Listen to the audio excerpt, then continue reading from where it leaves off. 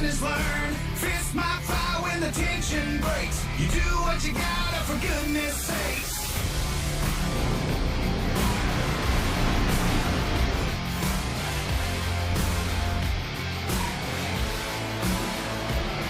It's Sunday, Sunday, blood, sweat, and glory. Highline racing, yeah, we write the story. Feel the thunder, hear the crowd ignite. We own the bank top, we own the fight.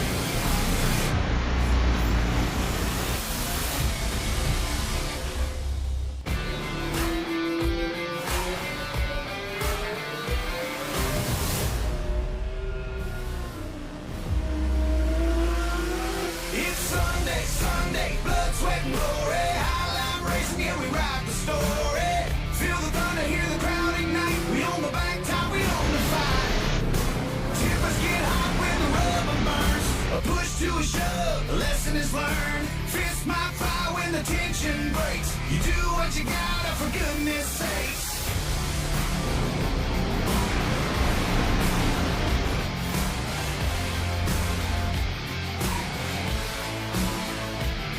It's Sunday, Sunday, blood, sweat, and glory. Highline racing, yeah, we write the story. Feel the thunder, hear the crowd ignite. We own the bank top, we own the fight.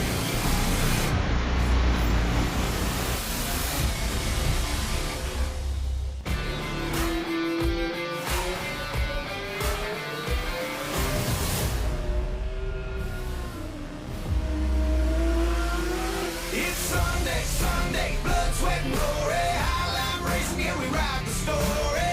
Feel the thunder, hear the crowd ignite. We own the bank top, we own the fight. Tippers get hot when the rubber burns. A push to a shove, a lesson is learned. Fists might fly when the tension breaks. You do what you gotta for goodness sakes.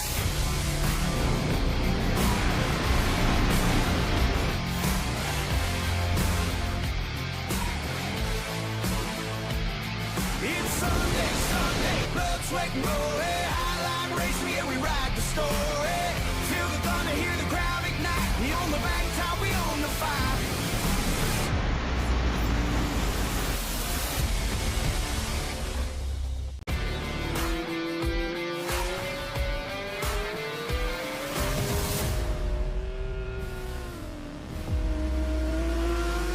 It's Sunday, Sunday, blood, sweat, and glory. Highline racing, yeah, we write the story. Feel the thunder, hear the crowd ignite. We own the bank top, we own the fight. Tippers get hot when the rubber burns. A push to a shove, a lesson is learned. Fists might fly when the tension breaks. You do what you gotta for goodness sakes.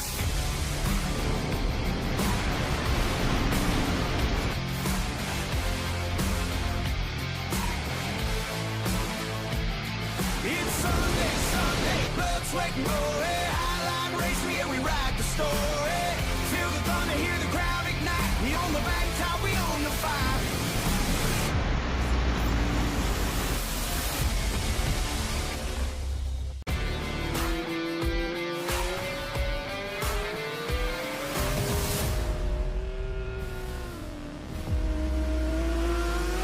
It's Sunday, Sunday, blood, sweat, and glory. Highline racing, yeah, we write the story.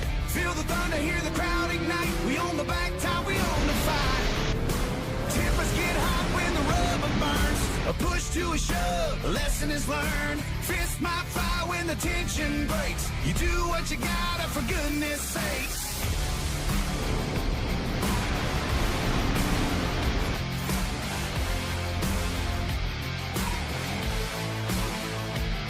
It's Sunday, Sunday, blood, sweat, and glory. Highline racing, yeah, we write the story.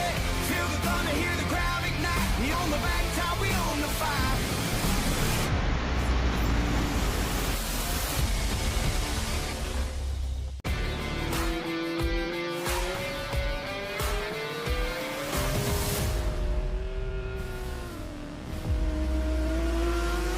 It's Sunday, Sunday, blood, sweat, and glory. Highline racing, yeah, we write the story. Feel the thunder, hear.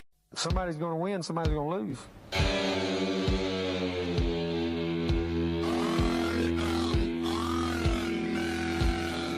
Losing is not even fun.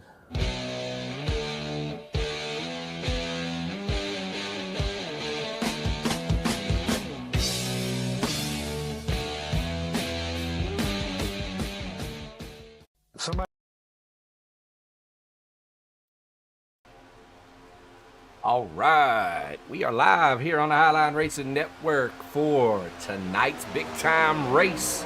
We got Pedley's AWR Saturday night special. There's $100 on the line, actually $110, because $15 is going out to each stage winner, and we got 3 tonight. At stages 25, 50, and 75. And in addition, at stage 2, lap 50, there will be a random position selected, and that person that falls into that position at that time will also receive an additional $10. So just a little bonus out there that Pedley's Garage is throwing together. Big shout out to all the guys that made this little money gig happen tonight. Like I said, Pedley's Garage, AWR, coming through, making this happen tonight. Hey man, it's Saturday night. We're in Talladega, and the next gen cars is going to be a blast. We took 50 drivers for this event. At the end of the day, no entry fee for anybody to come in, try to get this little bit of money. It's just a little added incentive, to make, for everybody to have fun. There's a little bit of money on the line. Maybe guys will take it a little bit more serious. You never know. But at the end of the day, we here at Highline Racing Network, we really appreciate all those guys coming together, making that happen for tonight's race right here on the Highline Racing Network. We're going to do what we do. We're going to bounce around. We do have last week's episode of the show. We will show you guys. But we're working on the last edition. A lot of big changes going on throughout the course of pretty much after the season ended, that we want to capture in the latest and the final episode of the show, to wrap up the season and to its fullest, I guess you could say. And with that, we're gonna announce that AWR is got so many drivers, and you guys know that, and I've told you guys numerous times, like, hey, these guys split into 2 teams. Basically what's going to end up happening is we're gonna have the AWR team, of course, and then team 2 is Highline. Highline doesn't have a team. So being that I'm AWR and working with all the guys at AWR, we're creating a Highline team as well, just to really incentivize that, hey, these are 2 teams that are split. But so you'll see Highline as a team now. You'll see some of the guys, of course these Highline guys, these Highline racers are still gonna, show love to AWR, but big news, I don't think he's in the race tonight, but Sean Stamper is now a Highline driver. So big shout out to Sean Stamper for coming on board with Highline, and all the family here at AWR. Don't see him in tonight's race, but we're gonna go ahead and we're gonna bounce around. We're gonna show a few of the drivers. Looking in comms, I see the Wolf gave us a good comms check. We appreciate that. We're going to bounce around as we got Robert Guthrie here as he's in the pits. Looking for ADM's Easton Collins there in the 63. Not sure what he has going on, but he might have a little bit of a blink. Checking out Eric Rodman. Does look like Easton Collins is having issues. We see some people in chat saying that 21 car, we're going to check him out for sure. But we got Eric Rodman on at the moment. Looking here for Jim Sagridu. Yes, indeed. They're in the 21. See what kind of... He's got the Toronto across the hood. He's got that AWR, the Highline, and of course that Pedley's Garage across the back. Yes, sir. We love Jim. We call him the Jet, but we also call him the voice of Highline because he's the guy. He's the one that gives everybody the rules. He's the one that addresses drivers' concerns. He's the ones that is throwing cautions and clearing black flags, along with the team, along with an admin team. But Jim Segrito, he is the voice. And we couldn't do any of this without the man. Big shout outs to Jim Segrito. There in the 21. Moving on, we're going to show you Dan Atkins is in the house. Dan Atkins was one of the first winners of any money in a Highline race months ago now.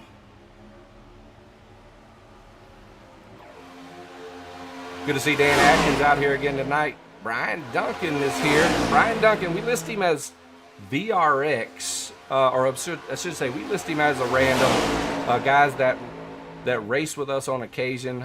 We created a team name for them, and we call them randoms because they're a whole team of random guys put together that all have one thing in common. They race on the Highline Racing Network regularly. So, nonetheless, we created this team name called the Randoms. And as we progress and we push a little bit closer to season 2 of Highline starting, some of these guys will more than likely be in the league. And then at that point, we're going to make sure we have a VRX team set up for Brian Duncan and whoever else may come along for VRX, along with some other teams. Like I said, we have a league we have season 2 coming up in the probably in about a month or so. We're going to kick it off, and it's going to be awesome. It's going to be something special. It's going to be something a lot of guys have never been a part of on iRacing. So keep an eye out for that. Definitely join the Discord. Follow us on Facebook, YouTube. That way you don't miss out on nothing. Jaden Dents here tonight in the 18 Waffle House car. My favorite spot, man. I grew up down south. Waffle House was my place to be.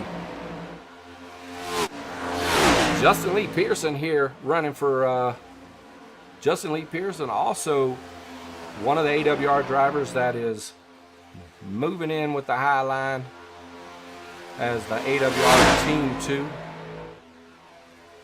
They're in the 19 tonight. Not used to seeing Justin Lee Pearson in his iRacers Lounge podcast car. Not used to seeing him in a 19. We're used to seeing him in the 58. Michael Bartle. Wow, I don't know how to say that one, man. I'm sorry. We'll call you Michael Bart for now. They're in the 38 mellow yellow. Coming through. Like I said, this is what we got on the dock tonight. We're looking at $100 up for grabs. Like I said, that pole winner's pulling in 10. Stage winners are pulling 15. Race winner 45. Plus that random cash giveaway, $10 at lap 50, courtesy also of Pedley's Garage. Checking out the chat though. Let's see. We got some people giving big shout outs to the 21, calling Jim the GOAT. Got some other guys giving shout outs to Tyler Gothard, who we will definitely get out here for you. Tyler Gothard. Also, one of the guys that we consider to be on the random team. All right, guys, get ready. We're going to go back and show you episode 15. Like I said, episode 16 is still in the lab. The season's over, so we ain't got a mega rush to get it out before the next race. So we're taking our time with this one. Like I said, there's been some breaking news here in the last few days, so we want to try to capture a little bit of that, in this upcoming episode. So, but for all you guys that are new and don't really know what we do, for all of our league races, we have a whole show on the Highline Racing Network. And ironically enough, it's called The Show. And it really is, man. It brings a lot of this to life. Yeah, it's AI. I had a guy ask me, why using AI? Well, it's because I don't have a studio and broadcasters and everything else. We do what we can do. We try to make, fun with what we have. And that's something that we're able to make happen. So we try to throw a twist on it. Episode 15 coming your way.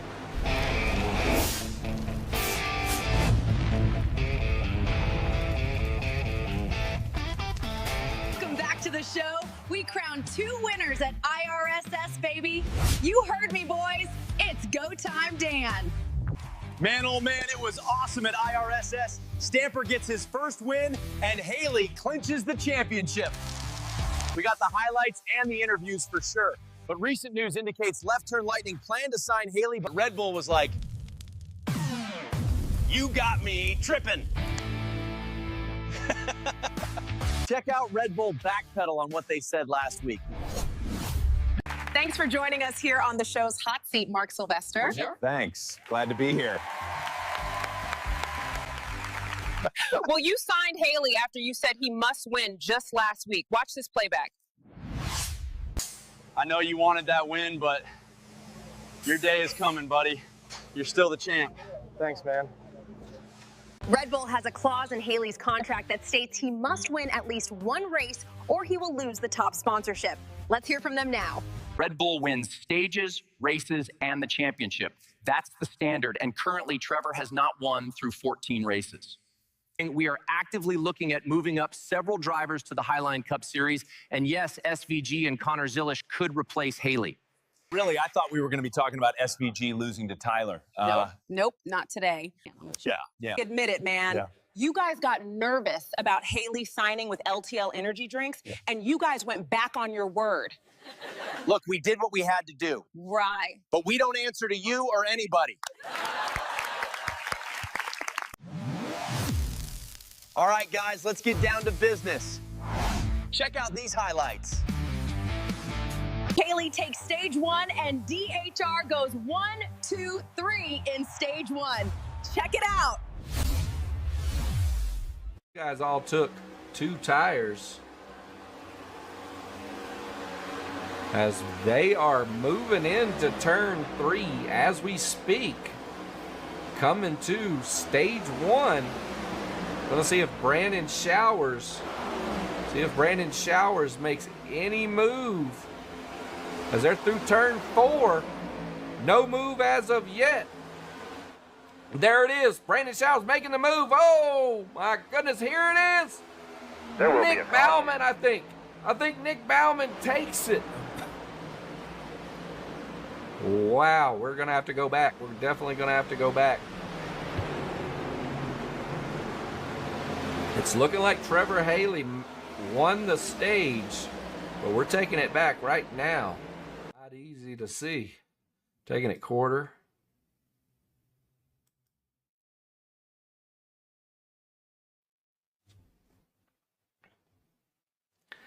Man, it looks to me like Nick Bauman. I don't know what they saw there, but whatever. We got stage 2 coming up right after these messages. The most realistic online racing sim ever made. This is iRacing. Detailed laser scan tracks, fully dynamic, real world cars, and over 50 series to choose from. 6 online world championships offering over $400,000 in annual prizes. This is the original esport racing game. This is iRacing.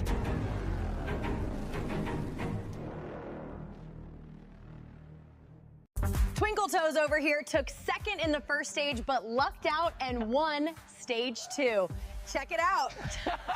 With Trevor Haley being the points leader, at this point, Brandon Showers might elect to go with Nick Bauman to potentially ensure a win. Or I shouldn't say to ensure a win, but just to get more points than our points leader tonight.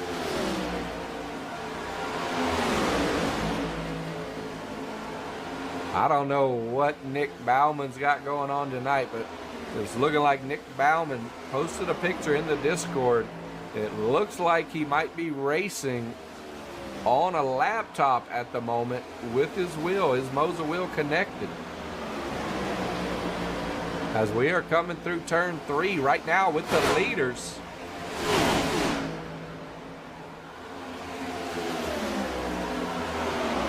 As we are coming right now, who's it gonna be?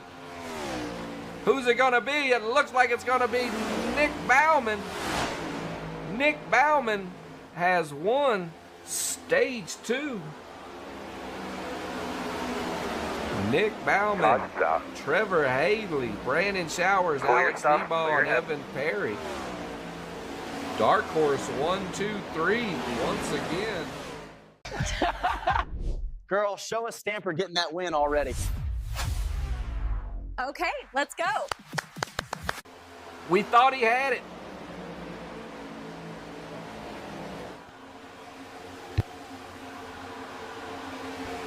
Wow. These guys still battling it out right now. It looks like it is still going down. Oh, and they're wrecking, but Sean Stamper still has it. Sean Stamper will win. Sean Stamper wins tonight. We called it twice. We thought he had it earlier, but he had one more lap to go, and he gets it. Sean Stamper wins right here on the iRacing Super Speedway. Week 15 to pull his first win. His first win of the season. Let's go! This is awesome! Can your boy get signed now? Either way, we are celebrating all night. Yo, I'm Cody, but everyone calls me Pimp C. We are gonna start a new segment where I crack jokes about the drivers. And we may even upload audio sound bites from the race chat and Discord quotes and trash talk. Now to commercial. Before every race, I make sure my lug nuts are tight and my breakfast is tighter. Lug Nut Cereal Pride, breakfast at high speed. People always ask what makes me so fast on the track. Talent, skill? Nope, Lug Nut Cereal. It's the only breakfast built like racing tires because champions don't eat flakes, we eat lug nuts. Get yours at stores near you. This is what keeps me going after getting turned on the last lap. What a win. Congratulations, Sean. We had 2 winners. That's right, Trevor clinched the championship. Let's hear from the champ. I can't believe this. I got a new contract from Red Bull and took the championship for DHR, baby! Are the champions! Yeah! Look at him. So wonderful. You're all out of time, so we are skipping the nerds over at Stats this week. See y'all Sunday at Dega. If the plan doesn't work, change the plan, but never the goal.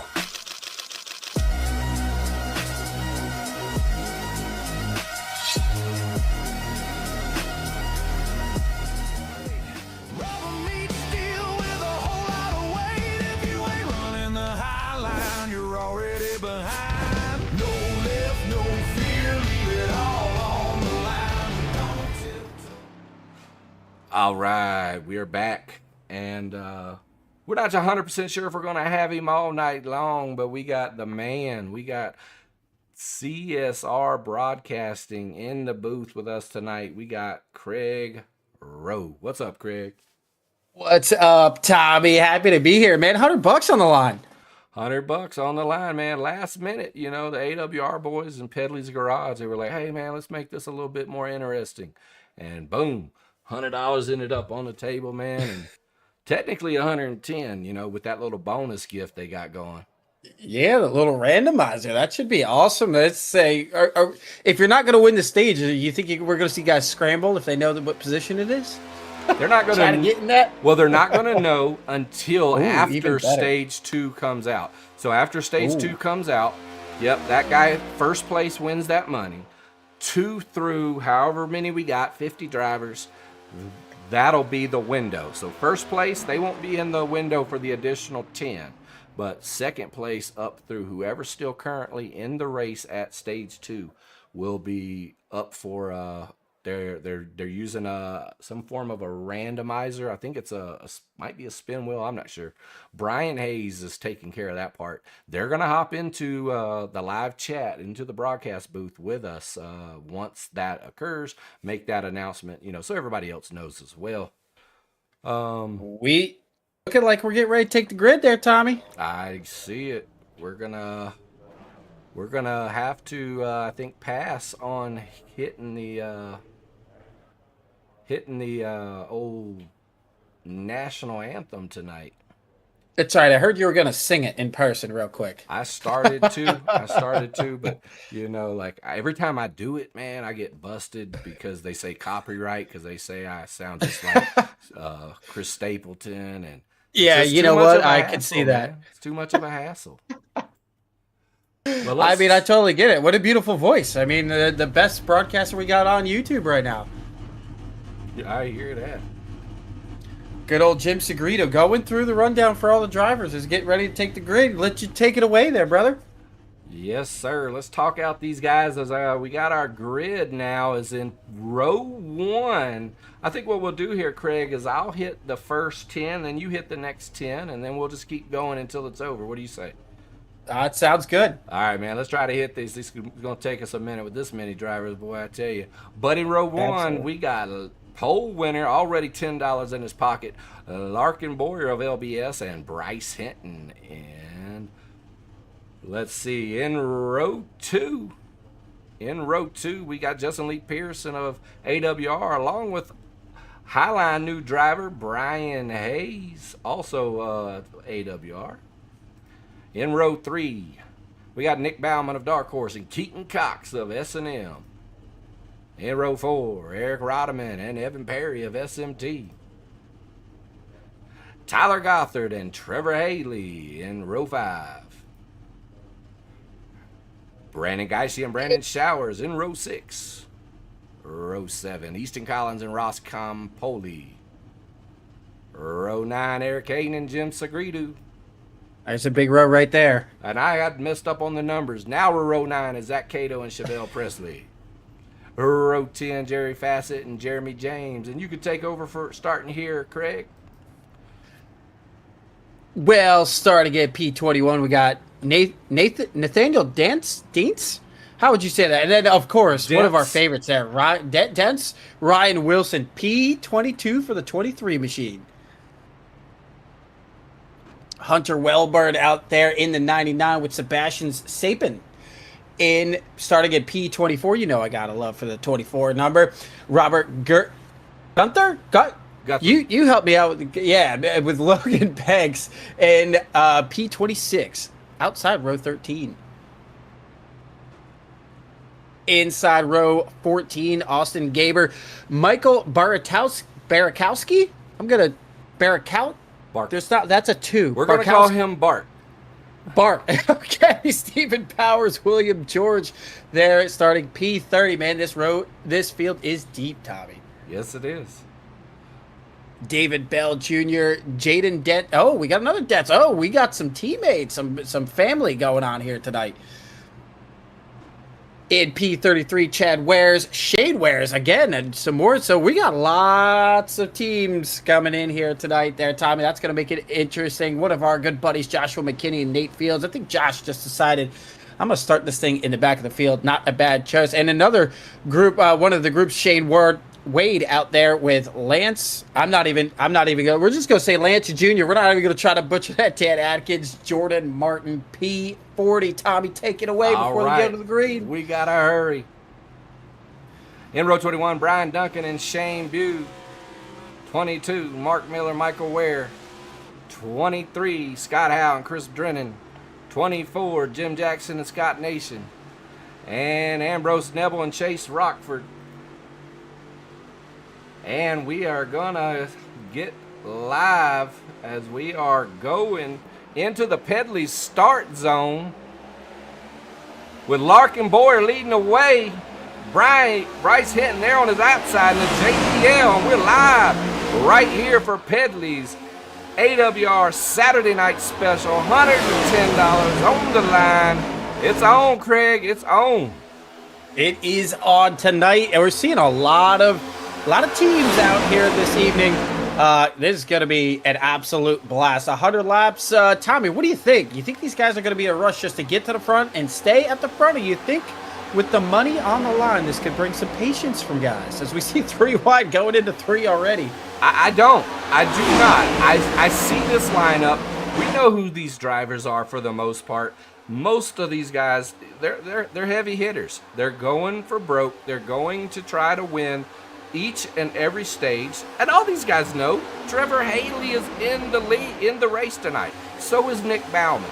Nobody has won more stages than either one of these guys in the Highline League. So, yeah, you know for a fact these guys are they're going to be battling Dark Horse to try to get those. But, man, for everybody out there that don't know, your work is cut out for you because Trevor Haley and Nick Bauman, they're stage-winning experts. That is a fact, I swear. And you see it already. Bauman up several positions and already to the lead. We used to nickname him Mr. Talladega for a reason, not just because he likes those Dale Jr. cars, but he just seems to always, it doesn't matter, trucks, Xfinity cars, Gen 6, Next Gen, expect Bauman at the front of the field at some point in this race, and he already is, already at the completion of lap 3, now lap 4. Yeah, there it is, man. I mean, just like that. There he is, Nick Bauman. You can bet he wants that $15. He wants all 45 of those stage dollars. He's probably trying to take every dime tonight. Yeah, he's probably trying to figure out how can I win that bonus and still win the stage. I promise. He's probably got some kind of strategy going right now, or he's got a cool AI working on it already. Hey, we saw him use the bottom of the racetrack there. Those guys really weren't too sorted out. They were 3 wide there for a second. So that's something that these guys are going to have to keep in the back of their mind towards the end of this. You know, if you have teams that you see Bryce make a move to the bottom here on Bauman, if you see, like right there, a little bit of separation between the 88 and the 47. With these next gens, you got to take the runs when they're available. If these 3 guys on the bottom can get lined up here going into one, might clear Bryce. We'll see if Bryce slides up in front of the 88 mid-quarter. Just not quite able to do it just yet, Tommy. Not able, man. But we got one driver in the pack tonight that apparently he says he's got it tonight and he's gonna do it. Taking a look at the chat, I see Ryan Wilson of AWR in the 23. We're talking about the Wolf here. That's his nickname. He says, I hate to tell everyone, but they might just as well send me that money. Oh, he's Babe Ruth in here in the first inning. That's impressive. Yes, he is. He called his shot. We're looking at him now, right here, currently in 22nd position, holding right where he started. But, you know, he's right there with Evan Perry, right behind Evan Perry of SMT. Ryan Wilson is going to play this smart. He knows there's money on the line, and he's going to make a big bid to win it. He's definitely got the talent to do so. He's won a ton of races in the Highline, but we're going to see, man, because even with a strong team behind him, you know, it's going to be tough because everybody wants that money, man. Yeah, and add on top of it, besides the official teams that we know, we see a lot of family members in the race too, so that's going to make it harder. But also, one thing I'm already noticing, those Highline boys already find themselves in about the 12th through 17th position, but they got, 4 or 5 cars nose to tail, so they're already trying to put themselves in a position to be together here to kind of figure out this first stage, get those cars close to each other for the pit stops, because as much as you can win the race here just on pure speed, as you see the 21 starting to make the move to the outside now here through 3 and 4 with the 0, 0 and 6 in behind. But Tommy, just getting on and off pit road with the right strategy, I mean, you can pick up 3, 4, even up to 6 seconds just getting on and off pit road. And with the limited fuel these guys have on board tonight, that's going to be a big part of it with the limited cautions through the first 3 stages. It is for sure. It is for sure. You mentioned about the teams. You mentioned some of the drivers that are family members, etc. You know, we make it a point to let everybody know. Tell us who your team is. Tell us what your team name is. I'll put it together. I'll make sure you guys are represented just like AWR is right here. And like I said, some of these drivers are going to be splitting into the other team, Team 2, which will be the Highline team. We're going to get that going once it's all official. But, you know, like Evan Perry, he's here solo tonight. SMT. You know, looking for Nick Bauman. Nick Bauman, Trevor Haley, Brandon Showers is out here from Dark Horse. Let's see. Somebody's blowing up and in the grass. Somebody blew up in the grass. I'm looking for who. Trying to get back to show you. I think it might have been Dan Atkins. We're going to go check it out. He's got nose damage. The 31 seems heavily off the pace right now. I heard somebody's motor expire. Looking like the 31 is really slow through 1 and 2 currently. But I think you're spot on. Somewhere around the 90, this 91, something happens where he's got some nose damage up in front of him. Oh, yeah, right there. I couldn't. Yeah, I believe that is the 31. 31 is on pit road right now. Looks like he maybe drops from the highline. You see that trail of smoke there, Tommy. May have been pushing too hard. Indeed. I can't. No, he's got space between them here. Maybe a sim issue here for the driver of 31. Looks like Dan Atkins is the 91 actually, but it looks like it looks like he blinked out there, so I think he might have actually had something happen with iRacing. Not exactly sure, but we're going to get back live now. That spread out the field just a little bit. Oh, big moment here towards the back of the pack. They get it sorted out between McKinney. McKinney was a little out of shape back there, but they all got it sorted out. Now you see them just a little spread out here, but they good job by all those guys being patient, giving each other some room. That's huge. As McKinney's going to try to force it under. Oh, right there, another guy mowing the grass, but he's going to get back on the track to see. I doubt he'll be able to keep the draft now, so he might fall to the 4 guys. This is Shane Watt. I'm going to say Ward. I don't know. I feel like I'm going to throw an R in that there, Tommy Ward of the 54, but... That's Sheerden. That's Sheerden Wade. Sheerden Wade. Okay, I'm glad you know because I'm still figuring it out here in the Bob's Furniture car. Honestly, pretty slick looking race car. We've seen them here at Highline quite a bit, so I'm sure he'll be recovering, getting right back into it. I think so. Back up front, we got some action though. Oh, we got a couple cars around there as you saw them go by your screen right there. Oh, I did not, as I was trying to fix a graphic real fast, but... Sorry, looks like just a little 2-car tango there. Got around. It doesn't look like anybody's heavily damaged in that one.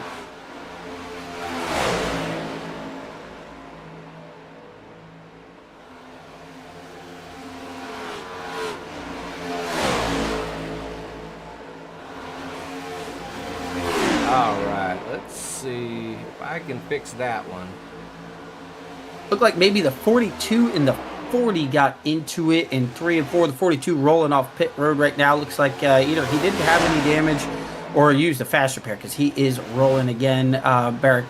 Baratowski is Michael in the 38 is rolling. The 40's got some nose damage. The 18 looks like he's clean, just off pace. The 91 with that nose damage from earlier. And the field's starting to get a little spread out now, but still 3 wide up front, Tommy. A lot of action. There's the Highline boys using the high side of the racetrack, going for the lead. They are.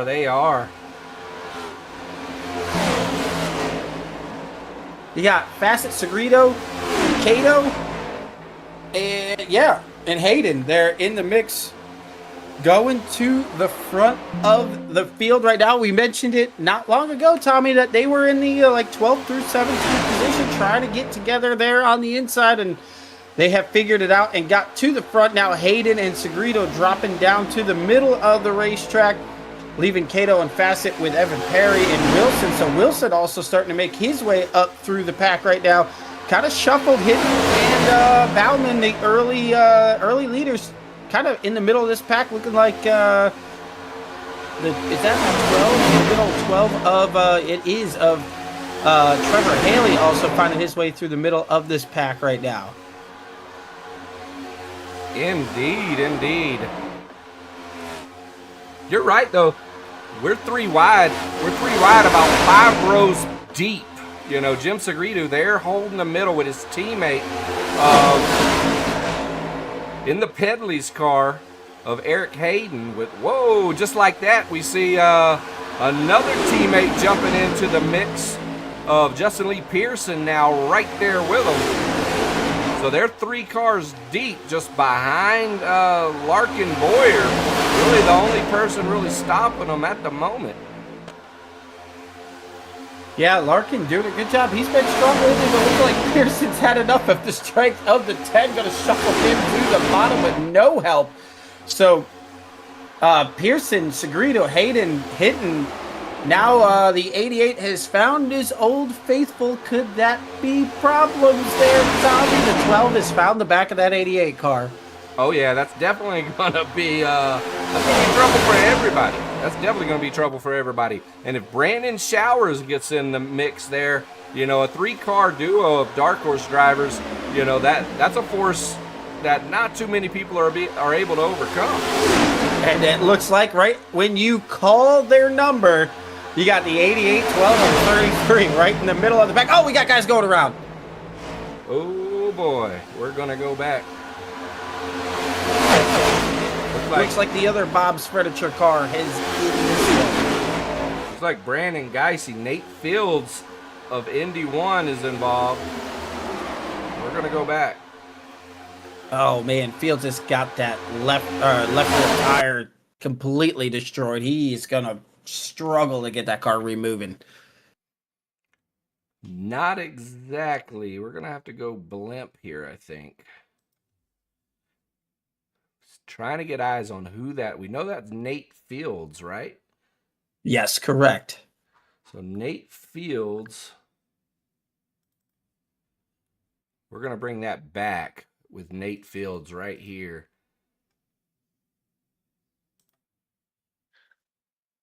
See if we can't see it in this angle.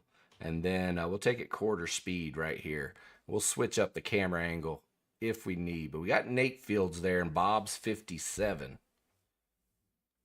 Looks like they were trying to hit and kind of got put in a bad spot there. It was kind of 4 wide unintentionally. I think that just, you chalk that up to Talladega Racing. Just maybe some checkups, and the 28 was just in a spot that he didn't want to be in. And the 57 just, you know, trying to cut room. But yeah, you see it here. Yeah, I mean, you're spot on this camera angle. They get shoved 4 wide. I think the 28 is either just losing momentum or just simply trying to get out of it, Tommy.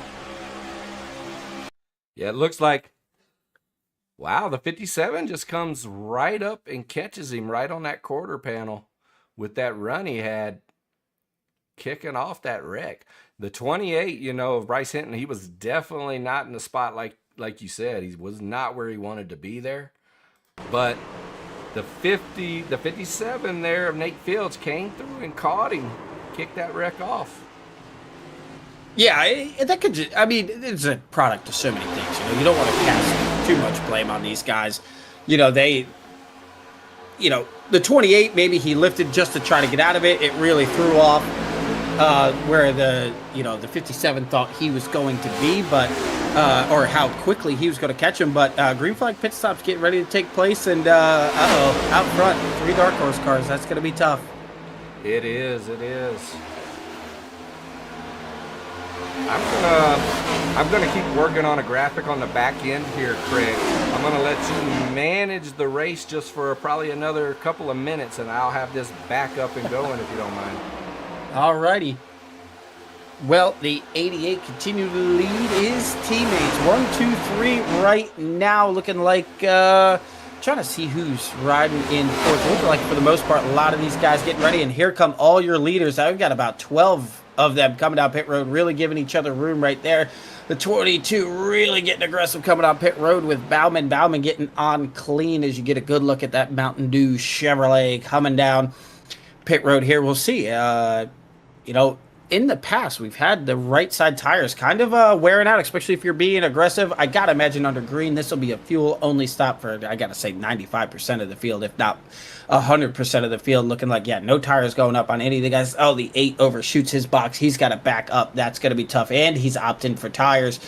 Cato coming out. The 91 going to win the race off pit road, but he is a lap down. So Bauman, Haley, just in behind the 22 of, oh, that's Josh McKinney there in the 22. That's why it's hard getting on pit road. Cato and Pearson getting on off pit road. So these top 5 or 6 getting on and off pit road. We said it earlier. That is where you're going to make up time. And right now, they have a huge, these 5 or 6 cars have a huge advantage over the rest of the pack right now. So these top 5 drivers really going to separate themselves into really being the top contenders for stage number 1. Indeed, and we're going to be coming up to that stage 1 at lap 25. And I do believe I've got my graphic situated. We'll test it out now. And I wanted to see, you got eyes on any of the Indy 1 drivers. Sheridan Wade, I've got him here. There we go. We've got Sheridan Wade and Nate Fields. That's what I wanted to get situated. Make sure if you're going to take the initiative and you're going to let us know who your teammates are, what your team name is, send us your logo. We're going to do everything we can to make sure you're represented on the broadcast appropriately, for sure. He makes a look to the inside here. He didn't want to ride second to these boys, but you got 3 of them kind of nose and tail. It's going to be hard to do that on the inside with just 2. It is. Taking a look at this now, Nick Bauman, Trevor Haley, both dark horse. Big time alliance right there, but he's dropping low. Zach Cato dropping low. Who's going with him? It looks like he's got Josh McKinney. He's got Josh McKinney right there, as well as his teammate, Justin Lee Pearson, as AWR making a big move and setting a precedent early that, hey, we're here to beat Dark Horse. We're here to work together, and hey, you're not going to win this $15 easily tonight, Nick Bauman and Trevor Haley. That's what they're saying, Craig. Whoa. Looking at the chat, we got some people saying, looks like the 8 got spun going into pit lane, they're telling us.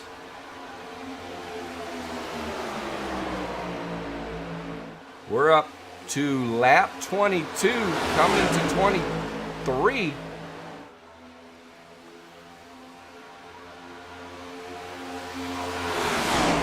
Not exactly sure who's in the 8 car tonight. Looks like it's Tyler Gothard, actually. Tyler Gothard here. Tyler Gothard is on lead lap. Started 9th. He lost a few spots. He dropped back a little, but nothing too bad. We'll keep an eye on Tyler. As Zach Cato, Josh McKinney, and Justin Lee Pearson really setting the tone now as they're holding it down low.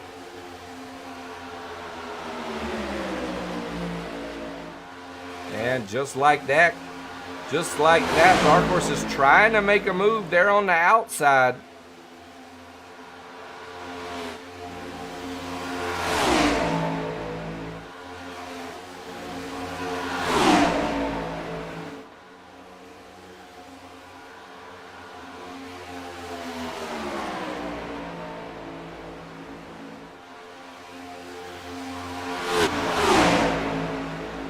We just got word that our partner tonight, Craig Rowe, is also, he's able to listen and hear some of the driver comms. So he's going to have a good idea of some of the issues, some of the beef, some of the rivalries.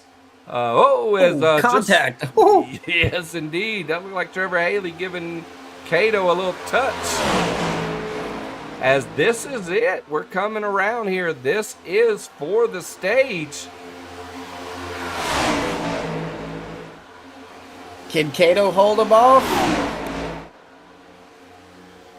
I don't know, man. I don't know, because look at that. Now they got 3 cars there on 4, made it 4 there for a second. As they're coming through turn 3, moving into turn 4. The 88 and AWR 6 nose to nose, Craig.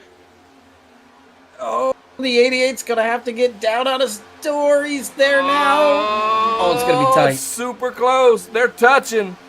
They're touching, but I think he's... I think Zach Tato. I don't know. Nick Bauman got it. Nick Bauman got it, it looks wow. like. We're taking it back. We're taking it back right now. We're going to get a photo. Try to get a photo finish on that. I'm trying to back it up for you, too. It looks like the 88 did get it.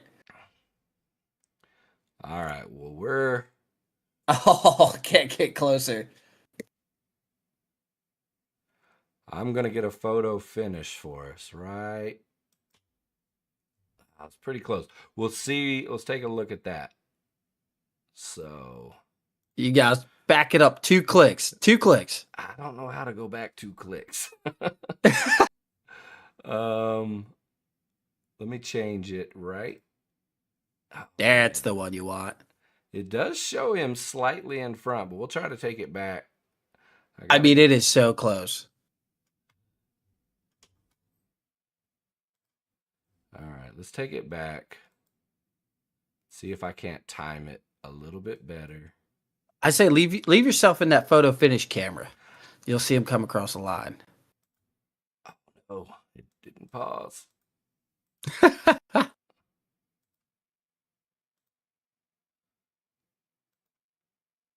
The photo finish one, it's hard to pause it though, but we'll try it in just a minute, right? I mean, that's about as close as you're going to time it to what I have. Oh, wow. Yeah. Right there. I mean, by what, a splitter? A splitter? If that? If that. A splitter, if that. All right, we'll bring it back.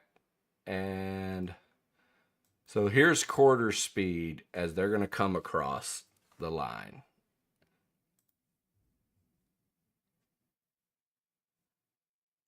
It's hard to tell when you look at it like that.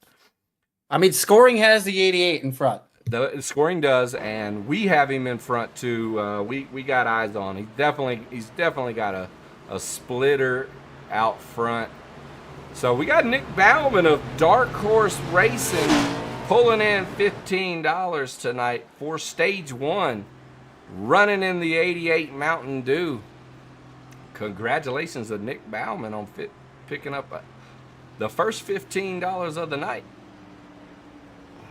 Tommy, how do you know there's money on the line? How many stage 1 finishes have you seen that close? You don't see them that close, man. But were you not tracking that the money was on the line tonight? Oh, I was. I just wanted to see how aggressive these drivers would get to actually go and get $15. And I think amongst, what, you had 4 friends right there? You see that the money kind of draws the lines at friendships right there at the last lap. Does. But yeah, just right here, we'll remind everybody. Here at stage 2 at lap 50, that's the big one now. That's the one where you're going to pull in another 15. But in addition to that, that's where that random cash giveaway of another $10 is going to be going out. So we'll be waiting for Brian Hayes or one of those guys, one of the admins, to hop in and show us that. But we're going to have to hop over to a quick commercial, so we'll be right back. Gotta pay the sponsors. The most realistic online racing sim ever made. This is iRacing. Detailed laser scan tracks, fully dynamic, real world cars, and over 50 series to choose from. 6 online world championships offering over $400,000 in annual prizes. This is the original esport racing game. This is iRacing.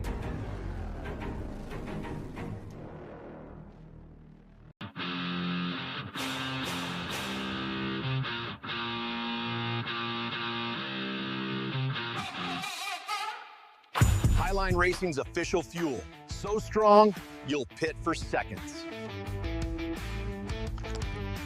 One leg, full throttle. Black Flag coffee keeps me hopping faster than pit road gossip. Black Flag Coffee, because sleep is for the caution laps.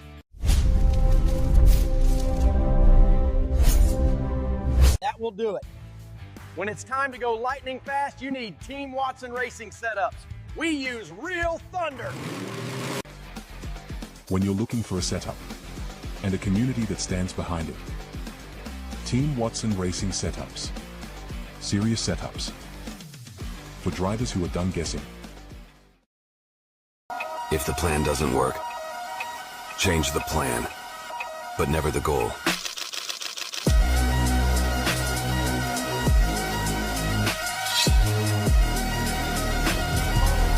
Every race I'm taking, you no more ID for toes. Calvin knows the win. It's me they love the most. Watch me wiggle, watch me jiggle. I'm the king now. You just a little.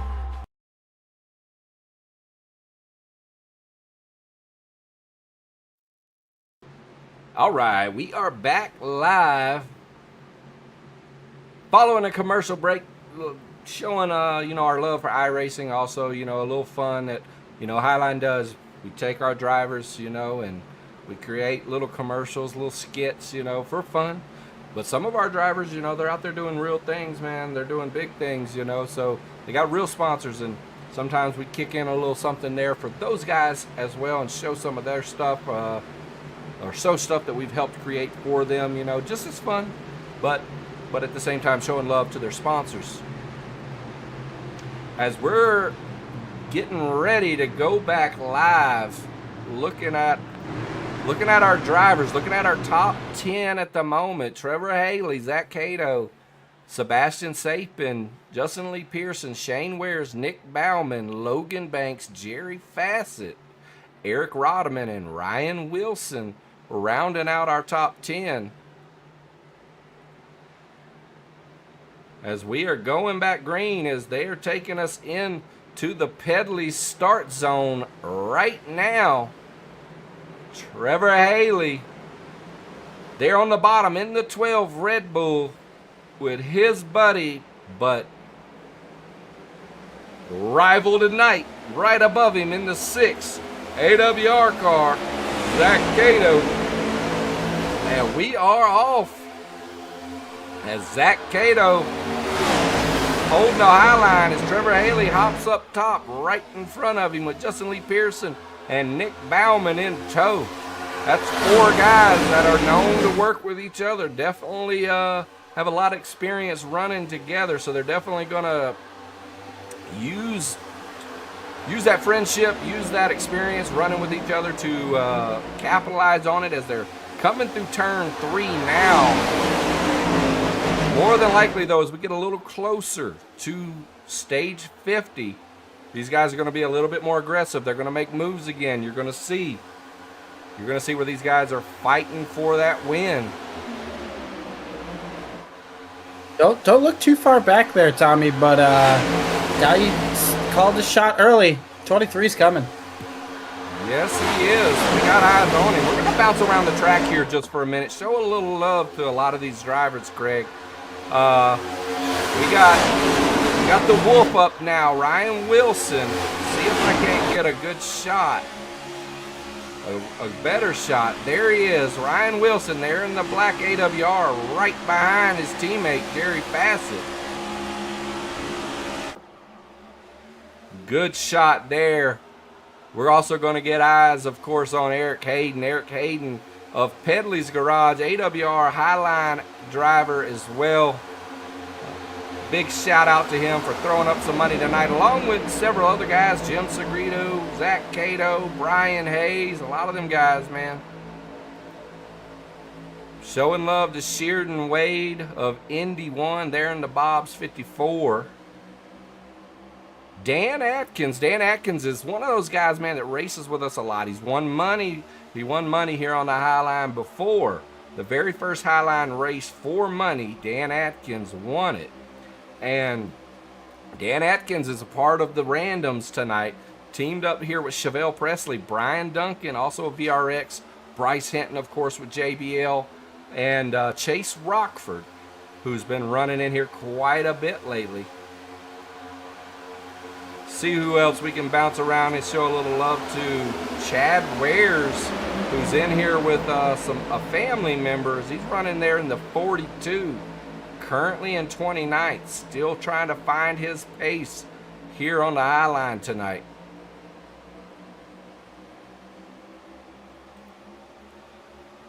But getting back up front here with Trevor Haley, the champion of the Highline Racing League, as he's battling with his teammate right behind him. But that's Zach Cato. That's Zach Cato up front there, Craig. He's really on the move, holding it down tonight. It looks like he's on a mission.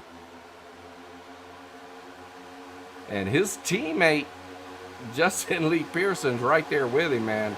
Along with Jerry Fassett, also of AWR. They're in the 71. Holy, we got some racing going on here, Tommy. 3 wide at the top, at the front is getting a little crazy. It is. Larkin Boyer and Ross Campoli not messing around. They're making a move quick.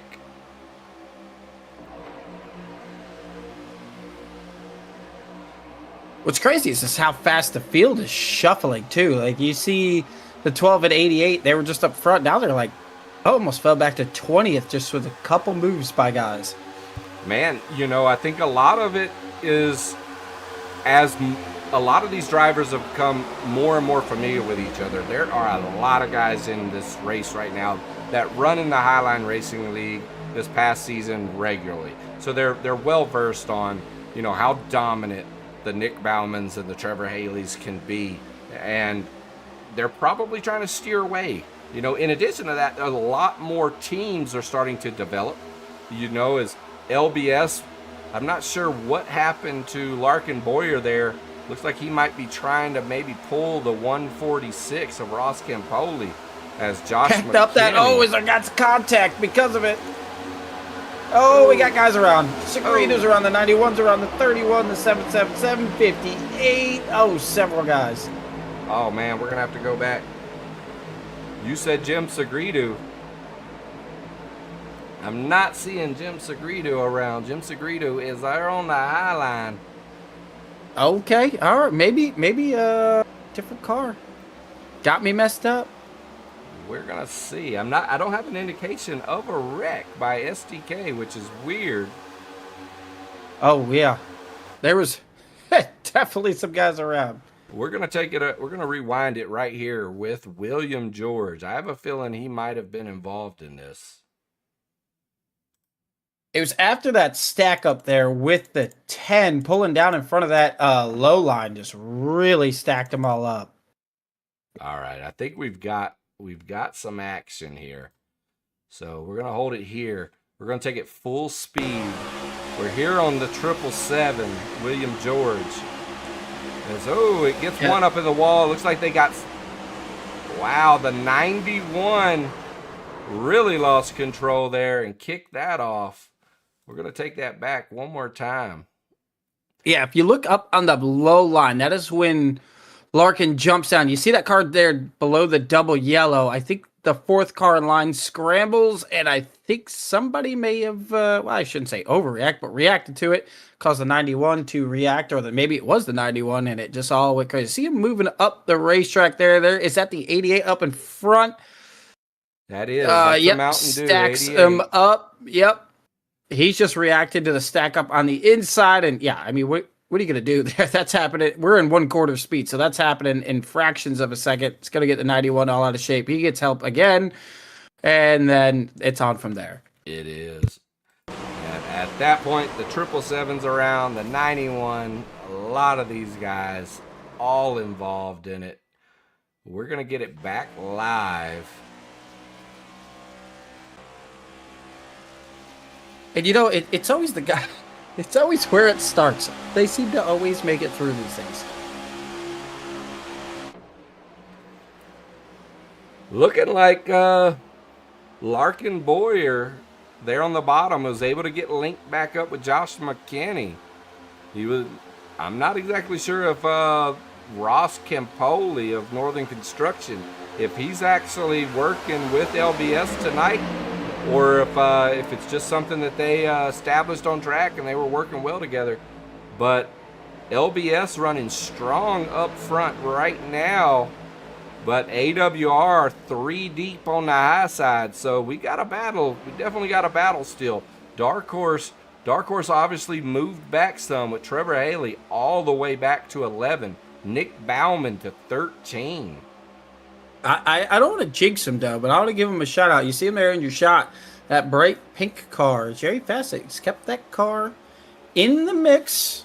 Started in the middle of the field, kept it out of trouble, and now riding there with a couple guys very familiar with. Indeed. Doing a good job in the 71 car. Indeed. Jerry Fassett's been battling a blinking issue, but he's been working on it intently throughout the week, and it looks like he's got a handle on it. I haven't seen him blink. Knock on wood. Yeah, I haven't seen the Blink 171 do just that in a little bit. But looking at our lap leaders here, Nick Bauman with 12 laps led, currently in 10th. Our next closest is a tie between Zach Cato and Bryce Hinton.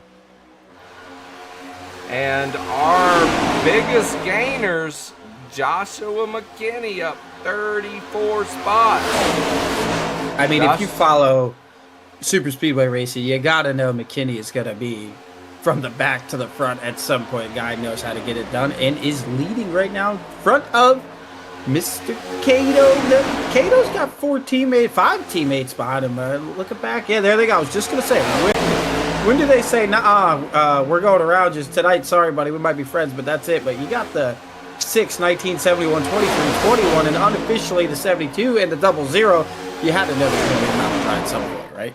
Absolutely. Looking at the team graphic right here, like I said, these guys are splitting into 2 teams, but they're definitely still going to work with each other, as opportunities, present themselves. And looking at it though, Zach Cato in P1, Jerry Fassett P3, Ryan Wilson P4, Jim Segredo 7, Eric Hayden 10. That alone is 5 guys right there in the top 10, and Brian Hayes is just on the outside. Yeah, they're all going to work together, Tommy, right until the scorecard and the spotter tells them 1 lap to go. Then it's, I'll be friends with you, Dion, down the back straightaway, and then good luck. Absolutely. But I did want to get a little shot here of Brian Hayes as he's got the brand new TWRS logo across the side. And if anybody doesn't know, man, TWRS is one of the sponsors for the Highline Racing Network. If you're looking for a badass setup that's going to compete on the officials in those open setup races, man, you want to link up with TWRS. Check them out, Team Watson Racing Setups. That is the place to be. Like I said, TWRsetups.com. They're more than just a setup shop. They're coaches. They'll teach you how to adjust your setups to your driving style. It's a full-blown community. Definitely, if you're trying to get some good setups, learn some new stuff, join the TWRS Discord, link up with those guys, purchase a few setups, man. You'll be in the market, man. You'll be dominating. You'll be up front competing with the best. Yeah, and I think you put a very, very good point on that. Is they'll teach you how to set it up to your driving style. Because even guys like, I work with the Dark Horse guys all the time. Trevor Haley, Nick Bauman. They're some of the most skilled drivers I've seen here on iRacing when it comes to the officials. Over 4K. I think they're both getting ready to crest the 5K. Bauman, I watched him win an NIS race at Vegas just 2 days ago, yesterday, one of the two. Doing it and knowing how to set it up to your driving style is huge, because having a fast setup off the bat is great. But if it's something that you're not comfortable with, as you see the Dark Horse boys making a move to the lead, I mean, that's all great, right? But if you can't drive it in the way that fits your driving style, it's just a fast setup to run maybe inside the top 10. So with those guys being able to teach you how to set it up to be even better for you. That's we got some contact. 88s are going to get the 19 and the 71. Wow, we got to go back and see that.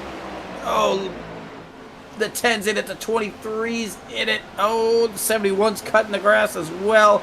Some of these guys taking some damage. It might be repairable without the need of a fast repair there.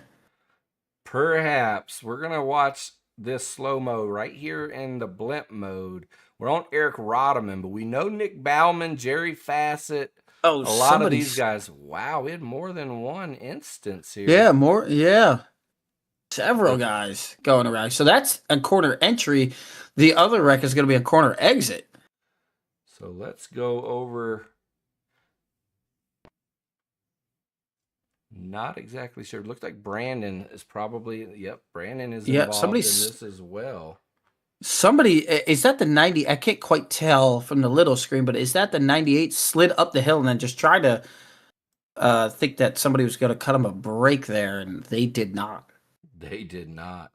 Trying to get eyes on the wreck that kicked off. Should be somewhere here. Looking like maybe a triple push. The 6 slid up. There you go, in front of the 12, which kind of made everyone scramble. I think we might have to get a better look at it, Tommy. But we're definitely. I think the 6 was a little indecisive where he wanted to go. Maybe underestimated the run that they had on the high side and said, "Oh, never mind. I don't want to block that." And I mean, again, it's just speed difference in these next gen cars can be huge. And you said the 6, right?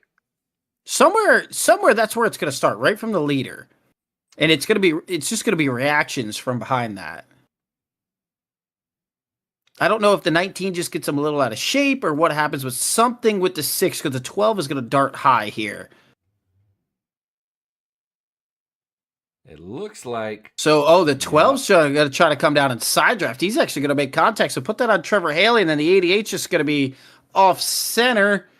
And then, the 88 then being off center, trying to follow the 12. Whoever's behind him is going to turn the 88 down into the rest of those guys. So not on Zach Cato. The 12 trying to do his best side draft, and unfortunately going to make some contact. And like we said earlier, it's usually the guys where it starts that make it out of it, Tommy. It is. I'm going to watch it from this angle, full speed. I kind of want to see this take place. So, whoever's behind the 88, obviously, just nowhere. I mean, nothing for Bauman that can do either. He's trying to react to the 12 and those guys. And then he's just, unfortunately, again, I'm not saying he's got run over from behind, because what are you going to do? The third car in line, all of a sudden, in a fraction of a second, everything changes. But and then poor Justin Lee Pearson, out of all of it, is just looking straight ahead of him, and then he's going to get turned down the racetrack. Yeah, looking like the 40, yeah. So you'll see the 12 and the 6 make contact. The 88's going to try to follow the 12. He probably lifts out of the gas, and the 40's probably getting ready to push. So the 40, you see, he's already closing the gap in the 88. Yeah, so you see it there. Yeah, the 40 was already getting ready to push the 88, and then, what are you going to do? This is 1/4 speed, and that happened in a second, So you're talking 0.2 of a second. What's the 40 supposed to do on that? Exactly. I want to watch it in full speed at this angle, and then we'll get back live, because we've only got a few more laps to that stage.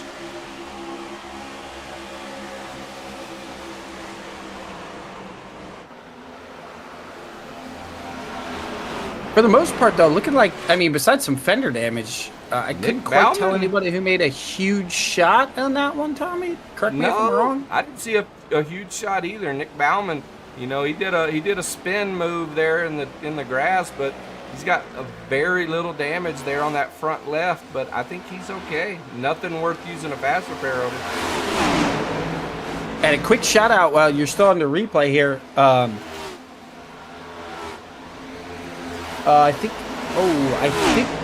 they're Tommy, they threw the yellow early on accident.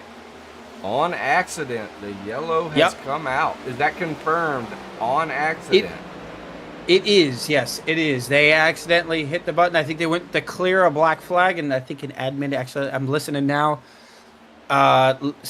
Yeah, sounds like we're trying to clear meatballs and somebody bumped the wrong keybind and the yellow flag's out. So looking like right now, Nathaniel Dents in the 73 Waffle House car that you said was your favorite might come away with stage 2.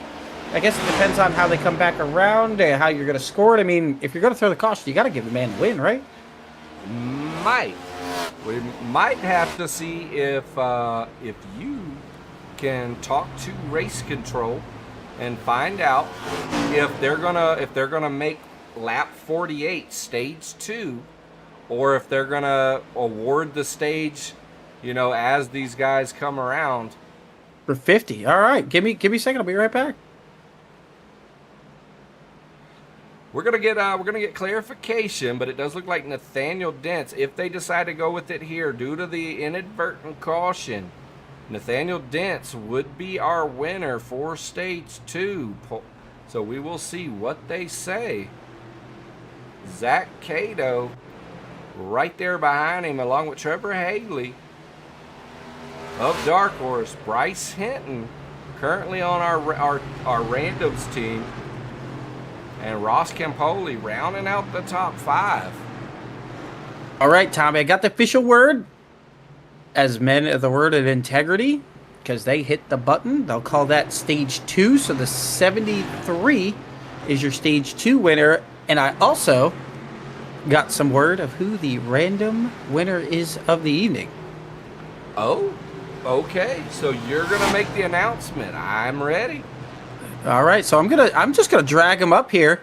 I think he just got word over comms, but Bryce Hinton put it in the randomizer of 40-something drivers. Bryce, 4 came out. They're saying they tried to redo it to not give you, but you're the winner of the extra $10 tonight.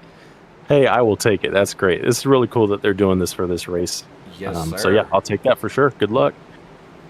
Awesome. Appreciate you coming in. Thanks, guys. All right, Craig, I'm not exactly sure where you pulled him from to moving, but I got him. All right. We got a lot of guys right now heading down into the pits.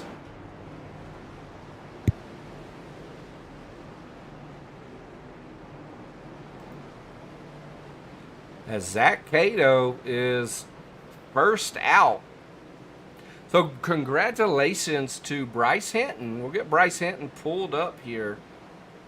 Bryce Hinton here in the number 28 JBL car is pulling in the bonus money here at stage 2, an additional $10 going to him. Just to reiterate for anybody who watching, there's still 40 cars on the racetrack. So they took the numbers 2 through 40, threw it in a randomizer, and the number 4 popped out. And the guy who finished 4th, Bryce Hinton, get your extra money tonight. Little special bonus. Of course, they were teasing him. They said they tried to redo it, but they too much integrity to not give him the money.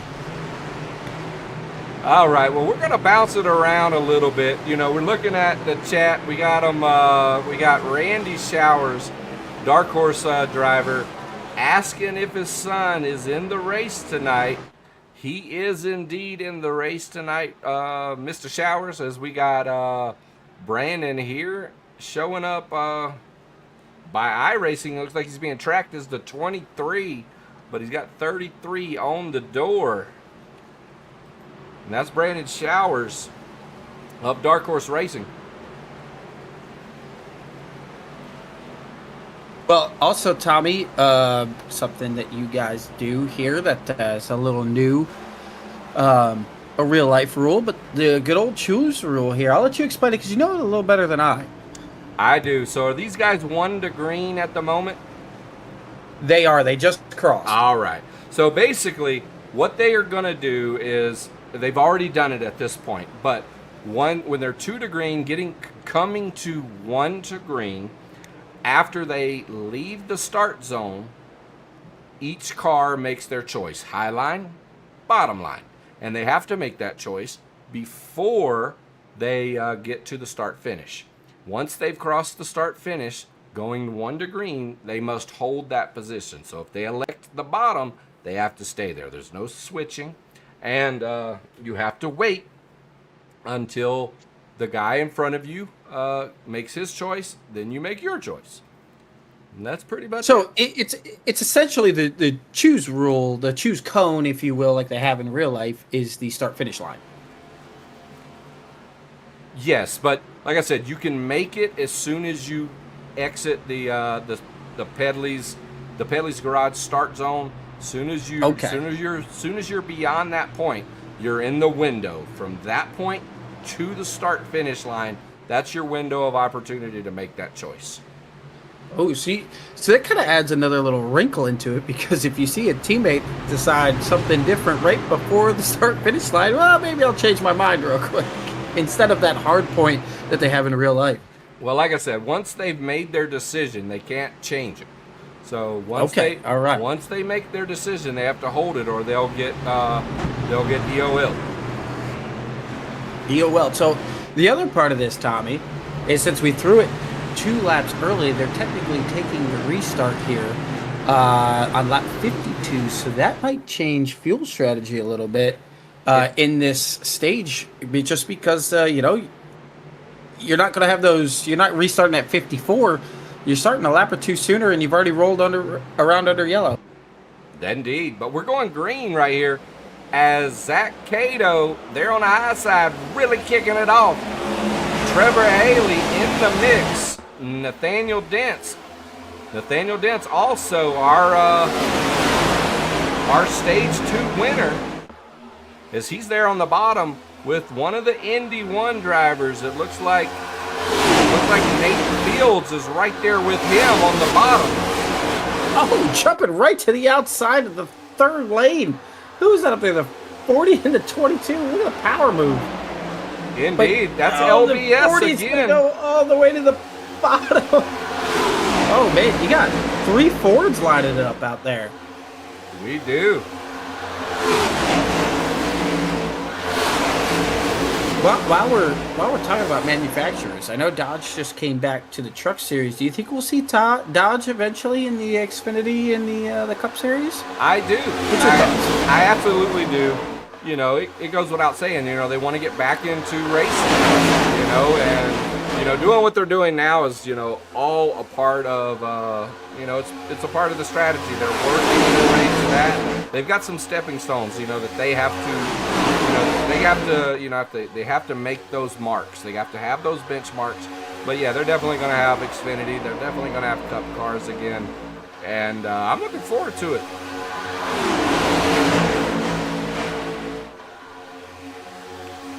Yeah, I think you're eventually going to see him in the Cup Series. They're going to showers. Woo! Big move there to the bottom. Oh no! Don't come back on. Looking for him. He rejoined successfully. No harm, no foul. Just a couple spots lost. Okay. It's wild to think here. We're not very far into this thing. It doesn't feel like, but yet we're beyond halfway, Tommy. We are, and I think at this point we need to go ahead. We didn't do our traditional early pick of the race and that dark horse guy. So I'm gonna make my bid tonight. From what I've seen through 50 laps, I think Zach Cato is gonna win this race tonight. Okay, that's your front runner. That is, and I guess you would call it my dark horse. Is that what you call it? I'm going with. I don't know what to say, man, but I feel like I don't want to go with pole setter. I really think that's Ross Campoli of Northern Construction. In that 146, he showed that he might be that guy. All right, so that's where you're going. All right, let's see here. I got to go my front runner. I mean, there's money on the line. I know he's in the lead right now, but I mean, I got to go the 88, right? I mean, hey, the 20 or the 12. Even the problem is is he's friends with so many guys in the lobby. He'll find a way to at least be in contention somehow, some way at the end. So front runner, I got to go 88. My dark horse pick, though, for the evening is the 22 Josh. The 22? Early. The 22. Well, he's painted the 22. I think he scored the 17 card. Okay, so it's not Stephen Powers? Yes, Josh McKinney there. He's in the painted 22 orange machine. I got you. So he's in this. He's being tracked as 17 tonight, but he's got 22 on the door. Yes. That give me those two. I mean, it's hard. It's hard to go against Trevor Haley, but when there's money on the line, even Nick Bauman will wreck Trevor Haley for a win. I just want to, for the record, I would like to say that, they get a little loose there, but they look like they saved it. But like I said, I want to, point it out that Craig Rowe's dark horse winner is the guy that's in first place. Hey, when I went to make the pick, he was riding about fifth. So my front runner was the guy who was in first. They're going around. Yeah, I went with the 88. Oh, they went around. They did. I do not know why SBK is not giving me as much as I want tonight. But we're gonna see this live really quick, and then we're gonna go back, find a better angle, see exactly what caused my dark horse, who I apparently just jinxed, wrecking. So my dark horse is now wrecked, and yours is still in first place.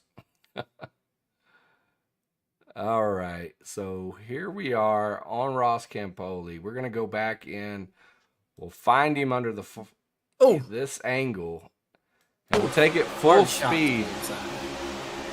Wow, just gets turned there, and around he goes, taking a big shot to the front end on the wall. That is a fast repair. That is indeed a fast repair. As we're hopping back live. You know what I haven't seen though. I know the laps are already starting to kind of wind down. I know there's still a decent amount of this race, but we haven't quite seen that big one. The guy's barrel rolling, flipping all through the air. As back out front, well, here comes Bauman with Trevor Haley just in behind him. How many times have we seen this combination come into the start-finish line for a photo finish? I mean, and I know they're teammates, they're good buddies of mine, but it's time and time again. There's something that it doesn't matter how much the field knows, how good these guys are, they still find a way. Even if all the AWR cars, even if everyone in the field works against them, I think it just speaks to their skill. They still are in the mix, even if they get wrecked on the last lap. There's still somehow you were calling their number night and night and night. They get the 47, woo, big out of shape there. Brian Hayes, though, of AWR, saving it. TWRS down the side, but SMT there on the high side making a move. But you asked it. You said, how many times have we seen those dark horse duos, do that kind of stuff? I would say, man, at a minimum, there's 365 days in a year. I'm going to go with 365 because there's no way they don't do it, at least once a day. We know that they're going to be rising to the front probably 30 times throughout the course of a 100-lap race easily, but you definitely can guarantee they're going to be up there. And I mean, if you follow along, if you guys, whoever's watching, followed along to the Highline season, I mean, it's not just super speedway racing. I mean, those guys dominated, whether you went to ARCA cars, trucks, Gen 6 at Dover, just everything, Gen 4 cars. They have a knack, and I think that plays a huge part of it, right? I mean, we'd always talk about Ryan Wilson whenever we go super speedway racing, and he has definitely broadened his horizons over the Highline season. And another guy, Zach Cato, has heavily been working with the Dark Horse guys doing the 4-Wide Racing League, and he has definitely elevated his racing to a whole nother level. But it's just everywhere you go, you always have to talk about Trevor Haley and Nick Bauman, and it's I feel like such a homer by saying it, but they're just two unbelievable drivers. And I think guys like Ryan Wilson, Zach Cato, Showers, they all, even the Highline and the AWR guys, they looked for them for tips, and they're not the kind of drivers that will just keep their secrets. They will tell you everything they're doing behind the wheel. They'll live screen, they'll stream what they're doing and try to walk you through everything. They're two awesome guys, and they share all their secrets, and they still find a way to the front every single week. Indeed. Talking about drivers, though, I wanted to shed a little light real quick on this, Craig, before I lose this train of thought. On the screen Mr. now, Duncan. we've got Brian Duncan. He's one of the admins of VRX, and they're also doing awesome things.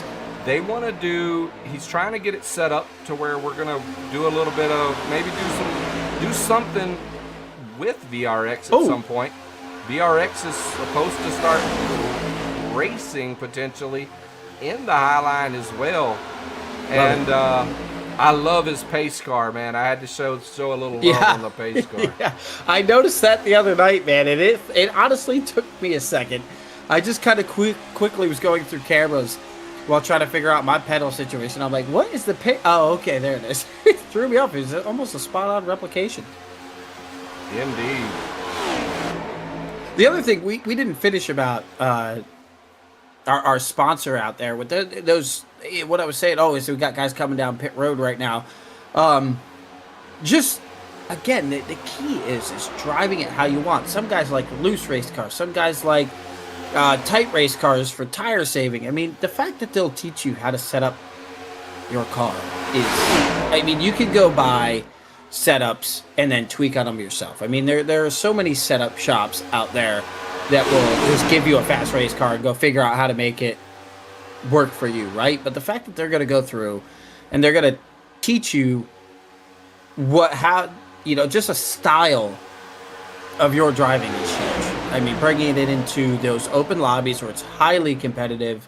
I mean, that's such a massive part of it, Tommy, that just goes without saying. Anybody can go buy a setup and go, run top 10, maybe sneak out a win. But, if they're going to actually teach you to customize it to your driving style, I mean, that's worth its weight in gold.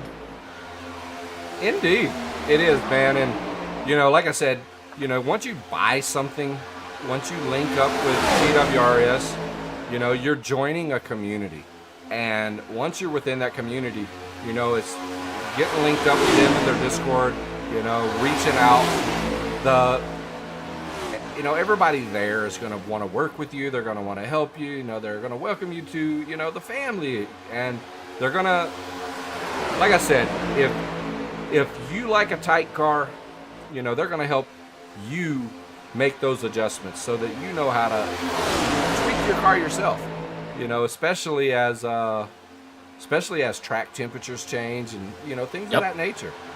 I mean, that's something that iRacing just is so much different than, I'm not throwing shade at NASCAR 25 or any console games, but even here, we're kind of in that duskish, you can see the tinge on the racetrack.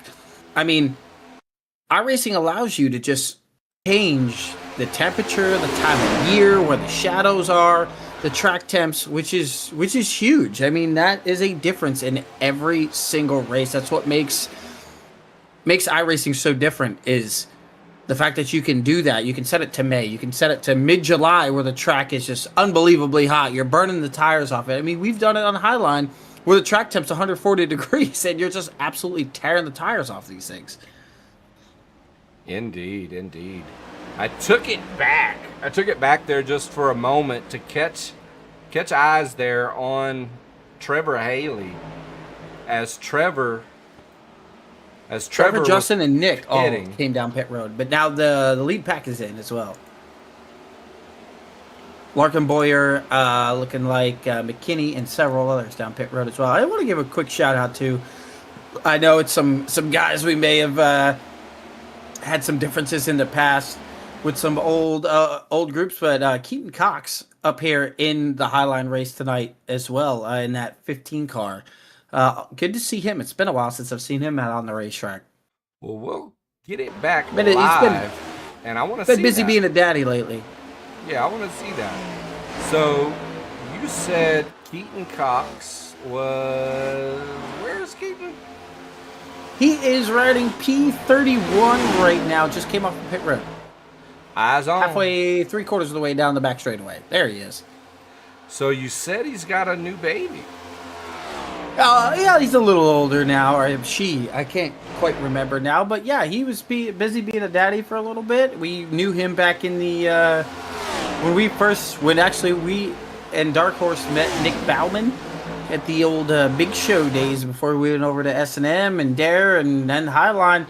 Keaton's Keaton for quite a few years. It's good to see him back out on the racetrack. I hear that, man. You know, I remember Keaton Cox as well. I do believe me and Keaton Cox are friends on Facebook. Hopefully, good on Facebook, yep. Looks like he's got Weekend Racing, or is that Whiskey River? That's Whiskey River on the nose. You have a different paint scheme than I have on the nose of that thing. Okay. Not sure what you got on it.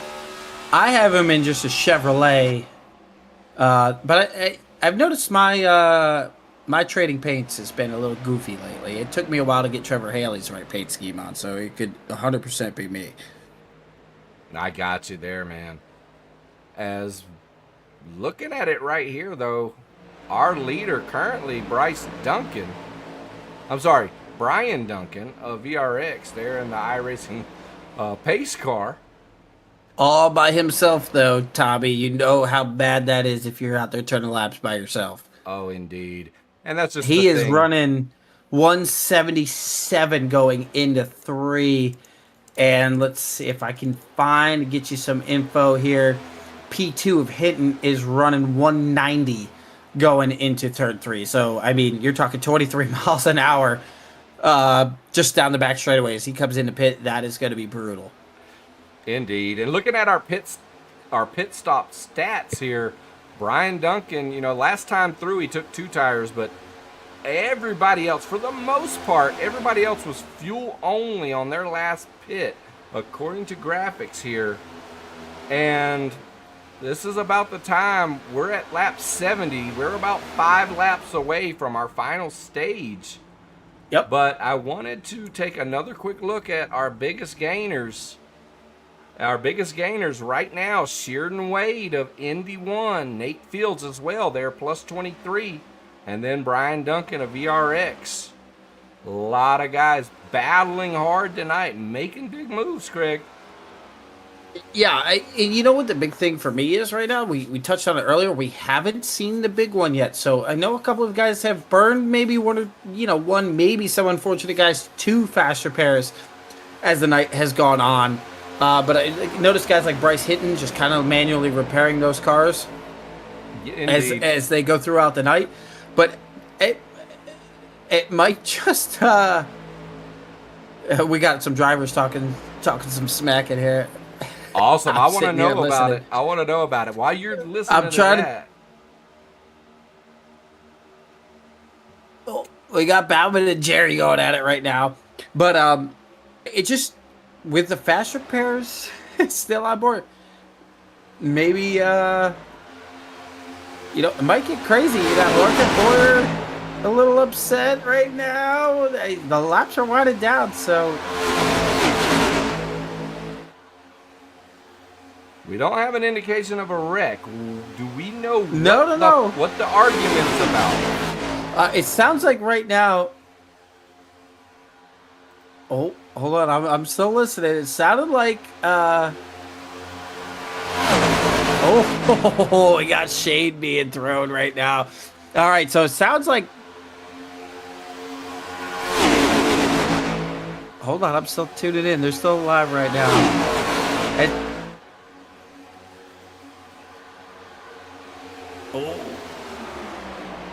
Oh, so it sounds like Bauman, Larkin, Pearson are going at it on the racetrack right now. Oh, and now Trevor Haley peeking in.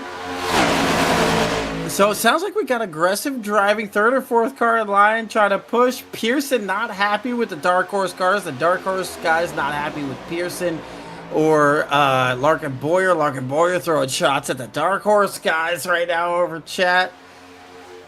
Pearson Well, there's Justin Pearson there in the iRacer Lounge podcast, 19. I must have missed what happened on the racetrack here, but Pearson not happy with the 88. They said 100. Bauman said something about the 100% rule. Sound like they're trying to move forward. I can't quite tell what happened, but right now the Dark Horse guys went quiet. And I think the 19 and the 10 trying to instigate a little bit, trying to get the emotions high. Laps are winding down. The guys know there's money on the line, so I'll be interested to see. Bauman looking like he showed his nose to go with Hinton, trying to get by the 19 and them, so maybe a little beef starting. It might be a little bit of beef. And we're on the final lap here with Evan Perry. Stage 3. Of SMT. Bringing it there to goes 75. Hinton to the bottom. There he is. Nick and Bauman, the Dark Horse guy's going with him. You see it just like I do. Dark Horse and Bryce Hinton 3 deep. Looks like a fourth picking up there with him. Brian Hayes with front end damage. He's staying high though. It looks like. Where does Kato make his move? Because the Dark Horse boys didn't get any momentum. He's got to make a move. There's money on the line. And he's not an official teammate there in 72, so where's the 6 and the 00? I mean, there's money on the line. You got to make a move at some point, right? Bryce Hinton, he drops low. No takers. No takers. Zach Cato looks like he's going to stay with him. He stays with him. Oh. We're taking maybe it back. Cato. Maybe Kato trying to put some feelers out for the end of the race. Hey, I helped you win $15. You helped me get this grand prize. Maybe. We're going to see if we can't get a photo finish for it. As they're coming through the triangle. Well, you go through that. I'm going to try to get us caught up on the beef. I'm going to bounce between channels right here. I love it, man. I love it.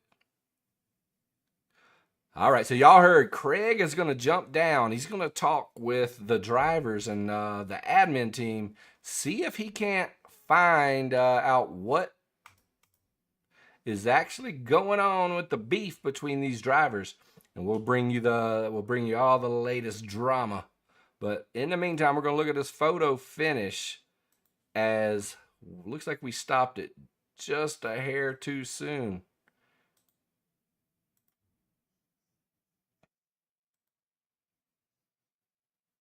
See if we can't get it one more time. That's going to have to cut it. SMT Racing with P2 finisher there. Highline Racing, Zach Cato. As Evan Perry of SMT taking home the win tonight for P3, picking up an extra $15. Congratulations to Evan Perry. And we're going back live. These guys are under caution. While we are under caution, we're going to have to head to a commercial break. Check out Admin Box. If you are running a league, if you're hosting races, you need an admin box. And we're going to show you why right here. Check it out. All right, we're back, Tommy. I got. Oh.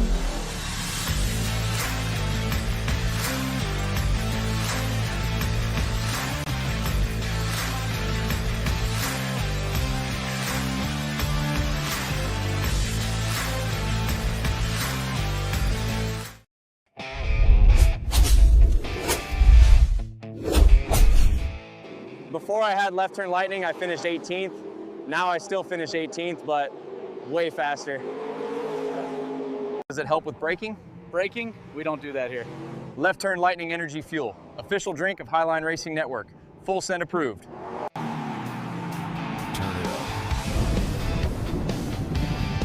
Let it in.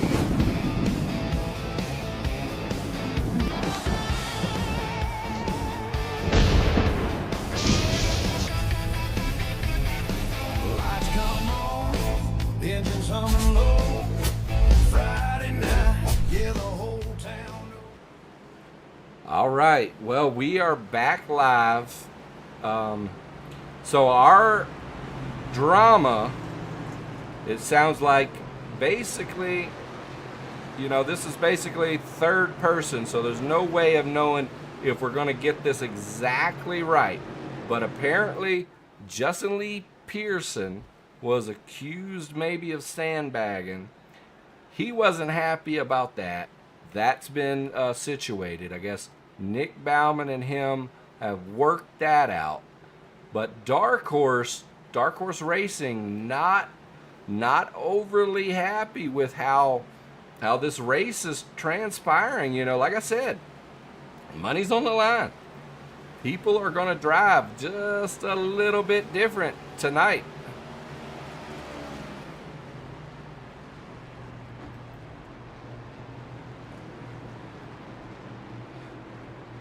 Let's take a look here. As we're going to check out our fastest five, our 5-lap average. Ross Campoli pulling in that one with a 50.52. The last lap, though, the fastest 5 on the last lap, of course, Ross Campoli as well, leading that category.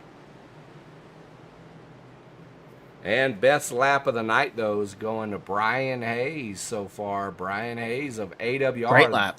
There in the 47 with a 48.61. I'm getting an indication Nick Bauman has crashed. We're going to head over and take a look, see what's going on there. Going full speed here to see what's happening. I'm not exactly sure, but it looks like Nick Bauman is getting an indication of a crash due to having pulled over. He might have gone too far, or he might have received a penalty and is needing to allow everybody to pass. Not showing an indication of a black flag, so I'm not exactly sure what's got him dropped to the back.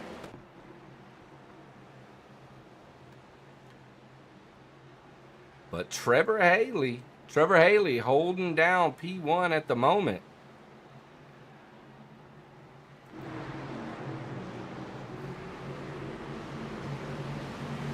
The pace car's lights are out, so we are going to be going back green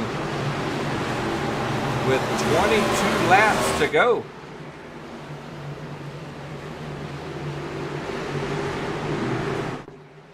And the pace car is in. Trevor Haley on the bottom, Zach Cato on the top, Evan Perry, Larkin Borum, Brian Hayes rounding out the top 5. As Trevor Haley brings it into the Pedley's garage start zone, taking us back green right now. And we are off as the Red Bull car making his move, but Zach Cato there on the high side, a little bit better. Looks like Larkin Boyer there on the bottom making a move as well, with Brian Hayes of AWR. Eric Hayden been pretty quiet tonight as he's up now in the mix. Eric Hayden there currently P4 after starting 15th tonight. Hunter Wellborn is a guy that's making a lot of headway in the community here recently, as he's been running quite a bit more lately with Highline Racing Network. A lot of guys seeming to like his driving style. A lot of guys really enjoying what he brings to the table, and for a C-class driver, you know, hey, that's a big plus. He could be more of a hosted guy. You never know. That's a huge nod there from everyone from him. So just getting caught up. Sounds like just some frustration, maybe the mellowness up front between guys. Maybe that's all it was. But you know, like you said, 25 to go. I think guys are just trying to get themselves in position. I think that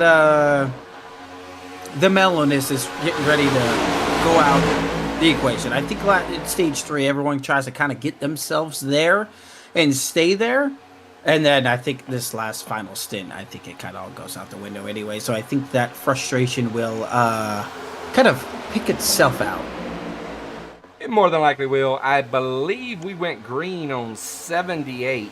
So I believe our caution window is going to be 88. Yeah. They were checking that. The admins pulled me in just to... Oh, we got a big wreck in the back.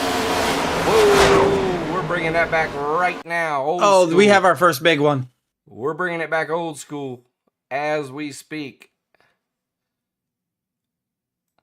Yeah, I definitely see Nate Field involved in that. We're going to have to take this into Hayes is in it. Jerry Bassett may have got out of it. The 14 is on pit road. Yeah, several guys pretty tore up in that one there, Tommy.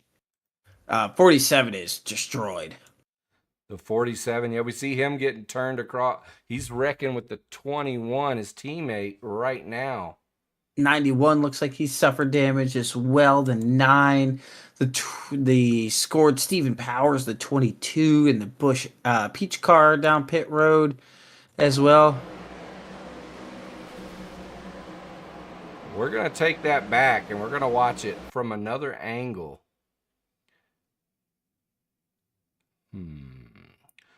Who's the driver that was involved in that? Nate Fields was involved in that. So we're going to bring that back, and I want to watch it from the chase cam. And we're going to see it as we see his Bob's 57 there right now with the hood up. Just in front of him. We're going to watch it right here. I want to see it from this angle.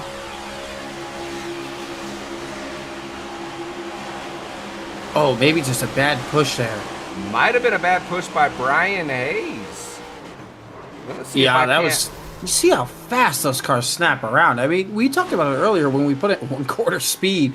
Well, right there, that chase cam shows you just how quick that car shot up the racetrack. I mean, put yourself in these guys' shoes. Like, you got to steer around it. You got to drive around it. You throttle, brake, all that good stuff. I mean, it happens so damn fast. It does.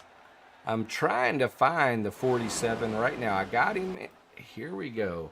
I'm going to take this back with Brian Hayes and see if we can't see a little better of what happened with him there. One thing, Tommy, when we get out of this, I want to go ahead and also look at the lap leaders because Cato has turned quite a few laps out front now. He has, and I'm not getting what I wanted to see here. I think oddly enough, I think in the replay, Hayes is having a little bit of connectivity issues, but when you're watching live, it doesn't seem like he is. Yeah, I'm trying to back it up.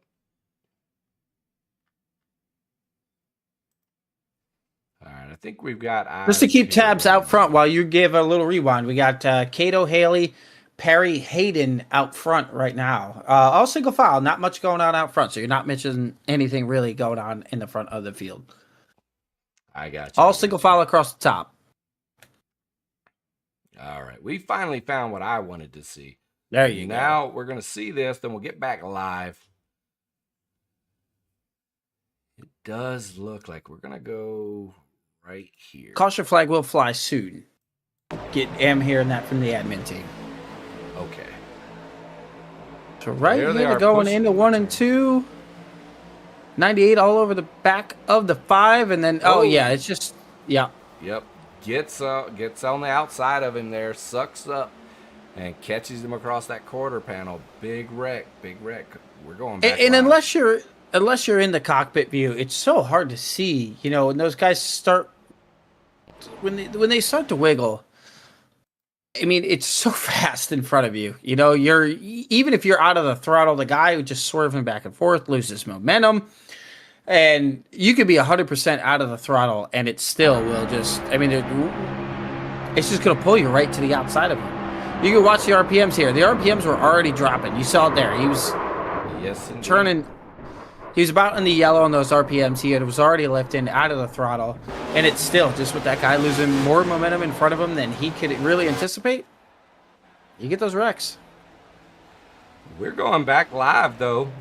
We got eyes on it. We know the caution's going to be coming out soon. Lap 88, so we're 3 laps, turn 4. Lap 88, turn 4. That's when the caution's going to come out. These guys that are wrecked, they're going to have the opportunity to get their cars fixed. Not a big deal.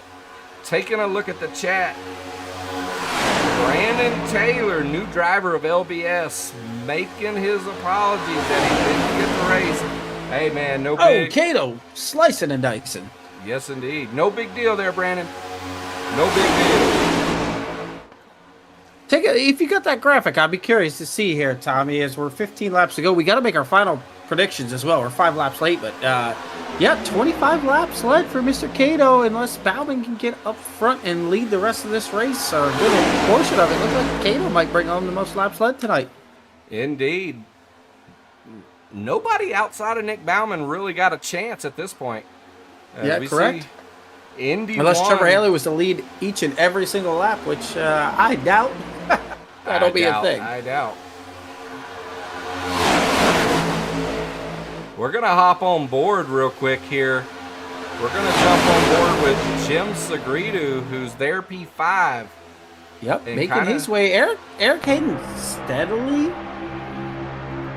right there all night. As long as, as much as I don't want to give him a shout out. No, I'm just kidding. Evan Perry, as Trevor Haley's getting a little frustrated behind the wheel, which you really rarely hear Trevor key up. Indeed. I mean, right here, this is a great camera angle there, Tommy. I mean, you're looking at the back bumper of the 19 just in front of Sagridu here. You can't really see what's going on in front of you. It's feel, it's anticipation, it's knowing the guys that you're racing around. I mean, it's tough to see. Right here, he's showing his nose, just trying to kind of get a look. He's got the 5 to the outside, the 12 making a run as well with the 88. But I think sometimes when you pull that half car length down the guy in front of you, you're just trying to get a view. Like right here, you look at Trevor Haley. I mean, he can't even see the guy that's in front of the guy that's in front of him right now. You're just hoping that you're lined up right, he's lined up right, you're shoving, just trying to get there. I get it, man. And now you watch as Trevor Haley's coming up, to the back end there of Cato. These guys have a lot of time together, and the yellow flag's back out. And it is out, as they did. They came out of turn 4, 88. Caution is out. Well, and I think here, correct me if I'm wrong, but I think mathematically, unless we go through green, white check, I think Zach Cato will score himself in this lap tonight. Well, let's see if we can't math it for a minute. At 28. Only 10 laps between him and Bauman. We're going to go back green possible. at 92, I think. So at 92, that puts us at 8. We do have 3 green, white checkers, so there is still an opportunity. Mathematically. Yeah, mathematically. Mathematically, there's still all right, so we're on 12. No, so we're 8 laps left. You're leading this thing. Give me your final pick and your dark horse pick of the night. All right. Well, my pick originally was Zach Cato. That was my pick. I wouldn't blame you for sticking with it. I'm sticking with him as my dark horse, though. I'm trying. His last name was Campoli. Was running very strong with all the LBS drivers early, but I'm not seeing him. I think he was number 91, Craig. Do you see him by chance? We may have lost him. Yeah, then I think the 91 may have retired him. I am noticing some heavy damage on the front end of that 21 car. He's got some good nose damage on that thing. Well, I think I'm going to have to, my dark horse driver then is, I'm going to have to go with Evan Perry. Evan Perry pulled the stage. Oh, Dan Adkins you meant earlier, 91. He's still going around the racetrack, sorry. Was that? That wasn't the number. The guy I was talking about was last name was Campoli. Ross Campoli. Campoli, okay. I just found him. Yes, he is riding in 24th right now.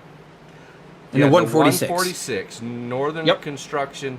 He was the guy that I picked as my dark horse. He was the guy that was running strong with those LBS drivers of Josh McKinney and Larkin Boyer. And, currently at 8, so, he's not out of anything. So I think I'm still going to stick with Ross for my dark horse. What about you, Craig? You're riding with it. I mean, my front runner, I got to go with Bauman, right? I got to. Him or Haley, flip a quarter in the air. Those are my 2 dark horse. They're my boys. I gotta show love. They're always up there. you saw them. They were just about 12th there. Got shuffled out of line, and within about a lap, they muscled their way back up. They knew the caution was coming out, so they muscled their way back into it. So out of the two, I got to go with the 88 machine. And then for my dark horse, man, there's still... I don't want to go with some of the guys we know, but if we're going to go with the guys we know, I got to go with Wilson. But if we got to go with some of the guys that maybe aren't our guys, right? You know, so I'm gonna take 3 here, right? Give me, out of the guys we know, front runner Bauman, dark horse Wilson. But if I got to give a special shout out to anybody, you know, who's not a guy we're insanely familiar with, or at least I'm not, I got to give the 10 a nod. At least a nod. I'm still, give me the 88 or 23, but I would like to give the 10 of Larkin Boyer a nod. Well, what do you mean? You said guys we don't know. Like Larkin Boyer. Well, you know him. Yeah, I haven't been here for a ton of Highline. So I'll give you a little stuff. backdrop. So Larkin Boyer was last year at some point. He became one of the drivers for like the Spire, like Spire Esports, one of their junior teams, if you will. And he was kind of the lead of it, and which in turn allowed for him to get linked up with Spire Motorsports, invited out to some of the races, all kind of stuff. Ooh, and then that's where he brought me in, and I started designing. I became the car designer. I would create the paint schemes and everything for that esports team. And you know, it was kind of a brief stint there, you know, for myself, a relatively brief stint, maybe even for Larkin Boyer there, as you know, he's a big time high school sports star, man, I think, and you know, he's a football player at the very least, and puts in a lot of work. So he had to take. All right, he had to step I got to away. switch. He had to step away. I got to switch. I got to go with my dark horse pick. I'll give you one, but give me the 40 of Jordan Martin. He's been in the mix. I don't think he has much help, but I think if chaos was to ensue, Help my me dark horse find pick. him. What position is he in at the He is riding in 19th right now, but he has been in the mix at a couple points in this one. Okay. I'm gonna go. He's got Cato. He's got Bauman. He's got Showers right around him. He's Justin Lee Pearson not far front. Eric Hayden in behind. So if I got to go with a dark horse pick, somebody that that I personally don't know anything about, give me Jordan Martin. All right. I'm still taking the 88-23, so you can quote me on that. You can 100% quote me on that. Well, but if I got to go with somebody we don't know, or that I have no idea about, zero, even if you were to tell me, Jordan Martin. All right. In the 40. I don't know Jordan Martin. I don't know that he's raced with us much, but I got some analysis that I can reference real quick on him.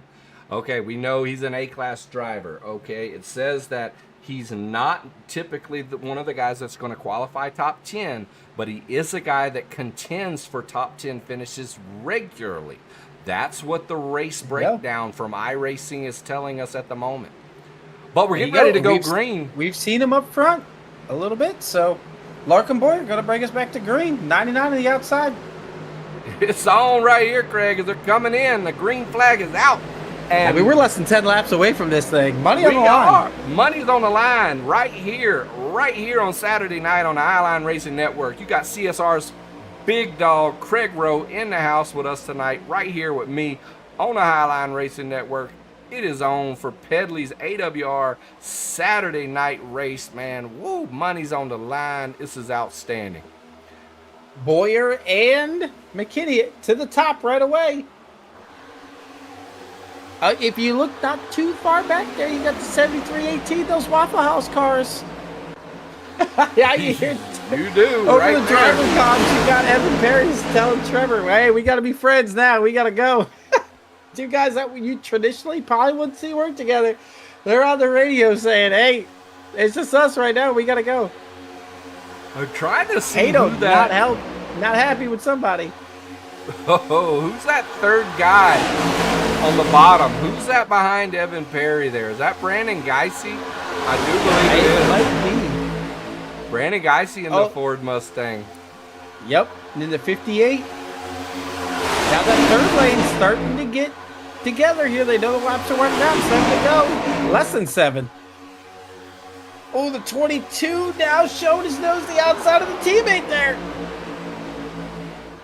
The Waffle House cars now nose and tail on the outside. They are 73 and 18. Looks like the Indy 1 cars there in the Bobs, 54 and 57. He's behind them with a lot of front end damage, it looks like. So that might not be overly beneficial there to the Waffle House cars. But the key thing to note here is Larkin Boyer of LBS. Bottom line, his teammate, Josh McKinney in the 22, holding down the middle right now. These guys are trying to control the race, Craig. Yep. Yeah, I think that's a great move for them. And one of the two, whether they can bring it home is going to be huge. But the issue is going to be those two teammates behind them. If they decide to do something, does that open up for Boyer? Does that leave the 22 McKinney out to dry? That 99 trying to get that third lane going. He's got Bryce Hinton just in behind him. One of my picks of Bauman trapped on the bottom right now. Something tells me, though, this isn't going to stay green, as now the Waffle House car is going to leave him. He is. Oh, the 22 slicing back up in front. Here comes Cato to the outside. He's got Showers in behind him. Cato making a move. Cato with a ton of momentum. He's got the triple push on the high side. That middle groove isn't quite together. It's going to be a drag race down the back. Tommy and the Cato to the lead once again. And we're 5 to go on the back stretch, so they're going to be taking us back 4 to go, it looks like. That third lane surprised me. Tommy, I didn't see that third lane really being able to make much of a move, but Cato just powering to the front using that lane. The middle's starting to die. Trevor Haley falling back now. Indeed, but what's going to happen, though, because you see who that is in the 33. That's Brandon Showers of Dark Horse. Mr. Showers, yes, sir. He's going to drop to that middle, going to help some of his teammates, but mired back now. Bauman trapped in the back as well, trying to use the third lane. Now the 33 trying to figure out which lane. He's going to slide up in front of him. Yep, there they go. There's the big one. The big one is happening, huh? So the caution is out. We're going to try to get eyes on that one. Brian Hayes, it looks like, is involved in the crash.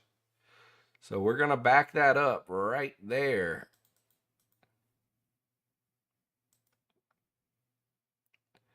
Watch it from here in quarter speed with Brian Hayes, and then we'll switch the camera angles.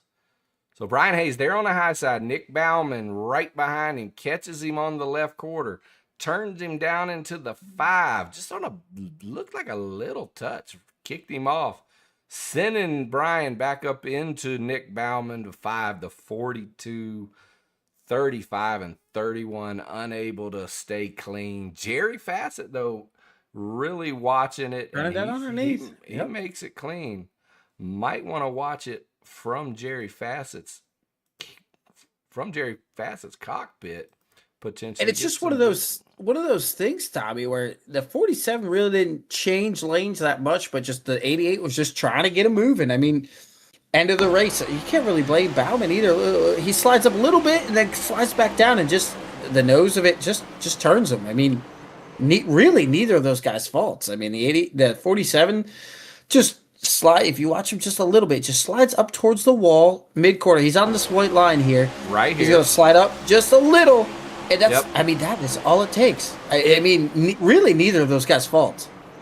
No, I wouldn't say so. I think, I don't know for sure, but it kind of looked like maybe Brian thought he was going to hit the wall. Might have lifted Turned it down a little bit. Something. Yep. Nevertheless, he lost a little bit of pace there. And, you know, Nick Bauman was right there with him. Really didn't have much of an option but to give him a little bit of a tap. He definitely lifted. He definitely lifted. Yeah, he just barely touched him. See him slide up the hill here, and you know Bauman's trying to. He knows Hayes. He's going to try to help him out, get to the front. He knows that if he can bring a friend with him to get by, there's a good group of guys he doesn't know. just try to bring a 47 with him, and just one of those odd things with the nose of these cars is just small tap, and that's all it can take sometimes. Indeed. Cato back out front though. You're looking like a genius. I wanted to pick Cato, but you had already picked him, so I'm not. Well, I was just checking my analysis on all the drivers and the broadcasters, and it does say genius next to my name, so that makes sense. But while we're here, we still got a little bit of time, so we're gonna have to kick this over to another commercial real quick. Here's Lugnut Cereal with Brian Hubbard of CNY Garage. Oh, stand by. There he goes.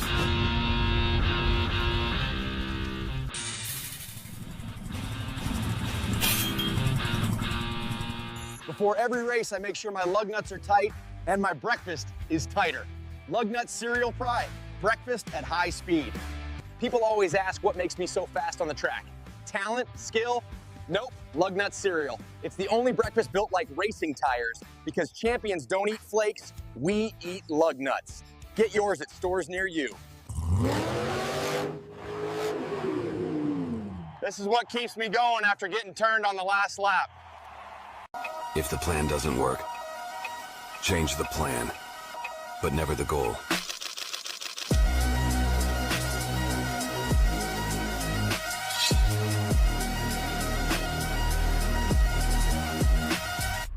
Riding on the circuit, hear the engines roar. Got my crew behind me, taking over the floor. While the haters hate, I'm on the set. All right.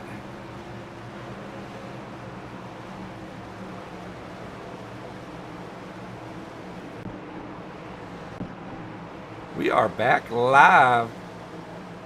I think this is our first green, white checkered, if I'm not mistaken, right, Craig? We're saying we're on lap 98, coming in 99. So yes. So it's gonna take. Yeah. It'll take our first one out, right? Yep. And Cato opting for the high side. Not sure why, but let's see here. That's a tough. I mean, Cato's gonna be able to bring the jump. I think the idea is to get that high line rolling, so he can kind of maintain it from the beginning. But I don't know. I don't know if that's. It's gonna be. That's gonna be interesting. We've seen most of the leaders take the bottom of the racetrack and then slide up in front of that high side when it gets the momentum, kind of being able to stall it out for a lap or two, especially with the green-white checker. But Cato feeling confident. Keep the car up there on the high side. Indeed. We're coming I can't question him. The guy's been out front for a third of this race. Yeah, looking at lap leaders, we've been talking about this quite a bit. 32 laps led. Nick Bauman, Trevor Haley, two guys that were very instrumental in, Zach Cato kind of going from, a pretty good driver to a great driver. And here he is right in front of him, that with 32 laps led. That's big, man. That's outstanding. Good stuff, Zach Cato. Yeah, I mean, all the credit doesn't go to those two guys, right? I mean, Cato's got to be able to have the skill, and maybe those guys just help tap into that. But the other thing here is you got your little graphic up. You see some of the guys 11 laps, 12 laps on the set of tires. Cato's on 9, so really shouldn't be too bad getting ready to go to the restart here. But I mean, depending on the track temp, could have something to do with it here, taking some pushes or giving some. Indeed, but Zach Cato of AWR, they're on the high side. SMT's CEO Evan Perry on the inside as we're going green right here. Is this going to be it? We will see as they are off, and Josh McKinney right there on the bumper. Oh, I can guarantee you, Craig, as Zach Cato's looking in that rear view, all he sees is bumper of the 22. Yeah, that 22 was ready to go. Now the 72 slightly pulling ahead, but something tells me down the back straightaway that outside lane will gain the momentum there. You see almost 4-car push as the inside starts to fall back a little bit. Haley, though, trying to get that inside moving. He's pushing all the way from 4 cars back, but that high-sided very well formed together. Yeah, they are locked on at the moment. The 73, that's one of the Waffle House cars, Nathaniel Dent's, apologies. Woo. Coming to the trial here. Will they get the white flag before the yellow? They sure will. White flag is out. This is it. This is it. Zach Cato in the lead. Josh McKinney right on the bumper. Not much room to move there for Josh McKinney, but is he going to make a move? Oh, the 73 is going to have a choice to make too. He drops low, but down the 2 teammates in behind. Cato going down the back straightaway. Cato's really going to have to do some mirror drive. The 22 is going to try to shove him up into 3 so they can make a move there, Tommy. Indeed. Oh, they're going around on the inside. But this is 2 LBS drivers right there with him. They're going to be dropping down, and they're dropping down now. Now, yep. It's going down. They're overtaken as Josh McKinney and Larkin Boyer, they're on the move as the 99 is in the mix. And there it is. Josh McKinney wins Saturday night right on the Highline Racing Network of LBS. A 1-2 finish for these 2 guys, man. Great job. Big wreck in the back, but you had to know if you're Zach Cato, I mean, you're kind of a sitting duck coming out of 4 or 2 teammates. Wow. Josh McKinney. We'll take it back. We're going to get a photo finish like we've done for all the stages. So we're going to bring it back. We'll get a photo finish.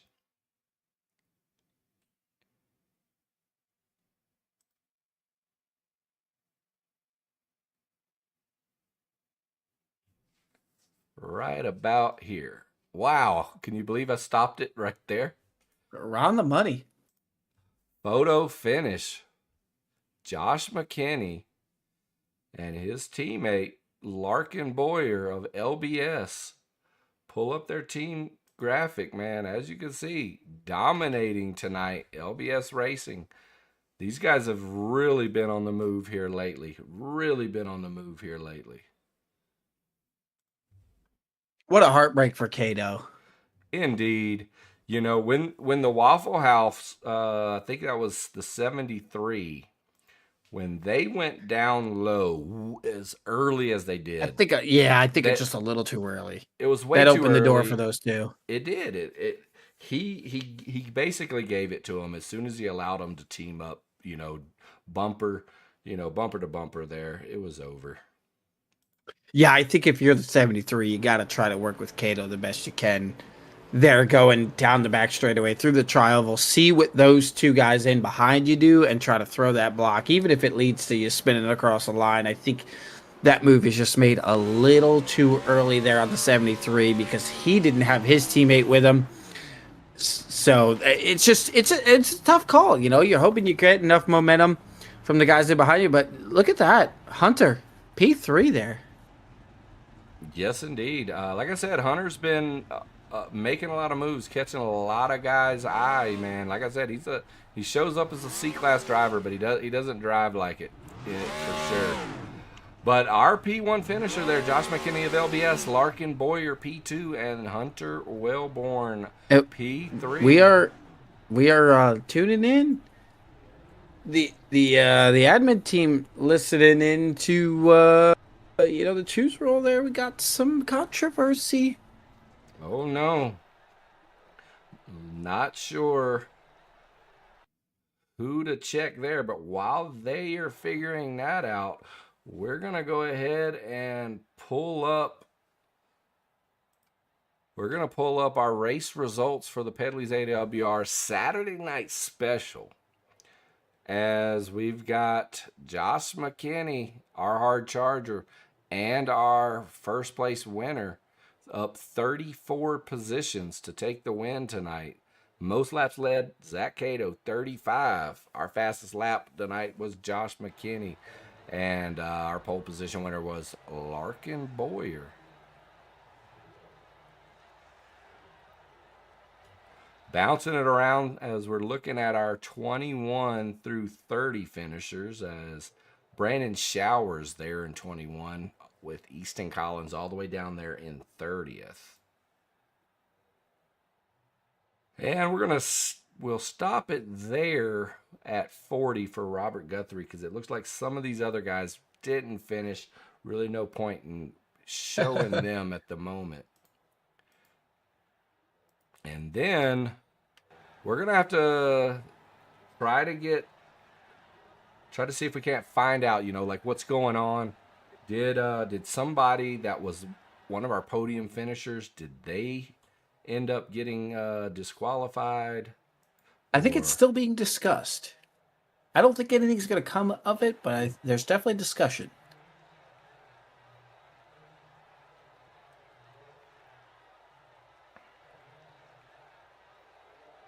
But for now, there's no discussion about Mr. McKinney being tonight's race winner.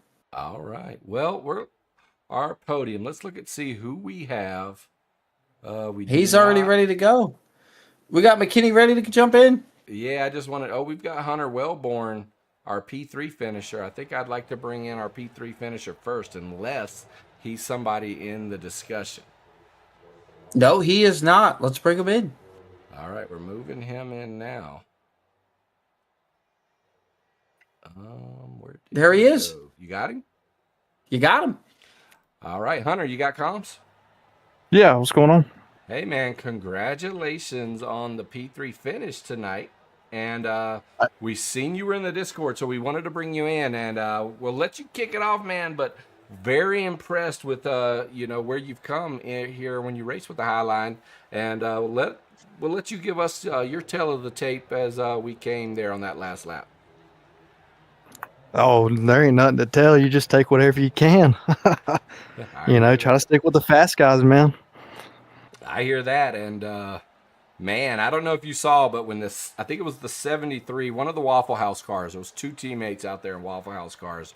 One of them was right behind Josh McKinney, in between, it was Cato, Josh McKinney, the Waffle House car, and Larkin Boyer. Waffle House car decides to go low, allowing Josh McKinney and Larkin Boyer to go bumper to bumper.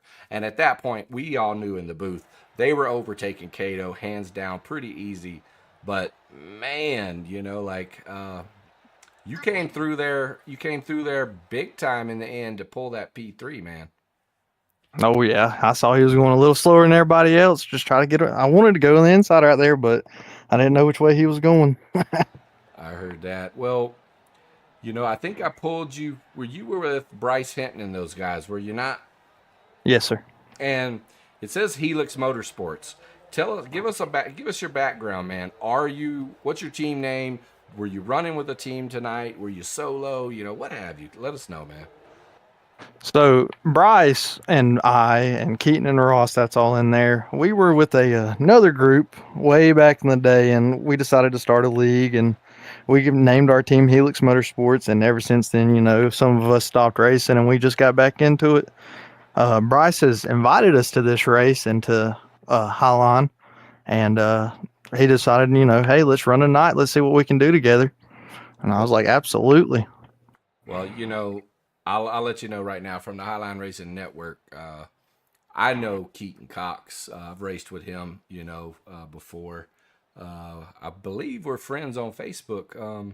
So, hey, yeah, for sure, man. Glad to have you guys, man. We got another league that's going to be starting probably in a month or so. We just finished up last Sunday our inaugural season. It was a blast. It became, I believe, the largest independent league in iRacing, period, just based off, or at least what's tracked via Sim Racer Hub. It was outstanding, man. A lot of good stuff. A lot of big things came about the show, the whole network, the league, the broadcast, and but ultimately it's a community, man, and we're glad to have you. And we'll let you give a final shout out to anybody you want, man, and we'll move on and get old Larkin Boyer in here. Oh, yeah, I appreciate it. Just shout out Bryce for letting me come and join this. This is awesome. Awesome, man. All right, well, I'm going to get you moved back down, or let's see. I'm not sure if they disappeared. They may have all. No, they're still out there. Let me see if I can get you moved right now. Oh, let's see here. I don't see that chat. I see it. I'll get it. I appreciate it though. All right, man. Good luck to you. All right. We're looking for LBS now, Craig. You still there, Craig? No, Craig. So we're gonna bring in Josh McKinney. We're gonna bring in Lark, and then we'll go ahead and bring in Brian Hayes as well. All right, in the booth with us now, we've got Larkin Boyer of LBS, Josh McKinney, our winner. We also have one of the Highline admins and a Highline team captain, Brian Hayes. But we're going to start out with Lark. Lark, do you have comms? What's up? That is an outstanding way for our introductions to, kind of kick off, as I'm like, Larkin Boyer, do you got comms? And you're like, sup. Love it. My bad. What's up? I'm just messing with you, man. But hey, man, we saw, Zach Cato was in a pretty good position when Josh McKinney was right behind him, and there was a Waffle House. I think it was a 73, but I'm not positive. Yeah, dance or whatever. He drops low, and as an AWR guy and a massive friend of Zach Cato, and big fan of him too, man. When I saw that Waffle House car drop low, my heart dropped because I knew he didn't have a chance then. Because now you were coming up right onto the bumper of Josh McKinney. So we just knew as soon as you were clear of a Waffle House car, you guys were dropping low and the race was yours. And that's exactly what happened. I mean, you give us your tell of the tape, Larkin, but at the end of the day, I can't see much different than that guy gave you guys the race, I believe. I don't know if I put it that way. I think we could have won it. Either way, we had a plan. I let Josh know that I wasn't really trying to win the race. I was just trying to push him to the win. I've screwed him over a couple times in strategy and stuff in other races, and Josh deserved this one. So I told him, I'm like, I'll be pushing you to the end, and the 73 just made it easier for us. And we had probably, in my opinion, the best race since LBS has been a team, not only because we had that first and second place finish, but just overall, I feel like we meshed better. We had Brian Duncan come in with us from VRX, and he was able to help a little bit. Easton Collins, he's been getting better every race. And, I think LBS is a program. We're just, we're still getting to know each other, and I think it's starting to show that we are getting to know each other. And, guys from like AWR and Dark Horse, they've known each other for a couple years, and they kind of know each other's tendencies, and we're just trying to figure that out. And I think we're starting to click.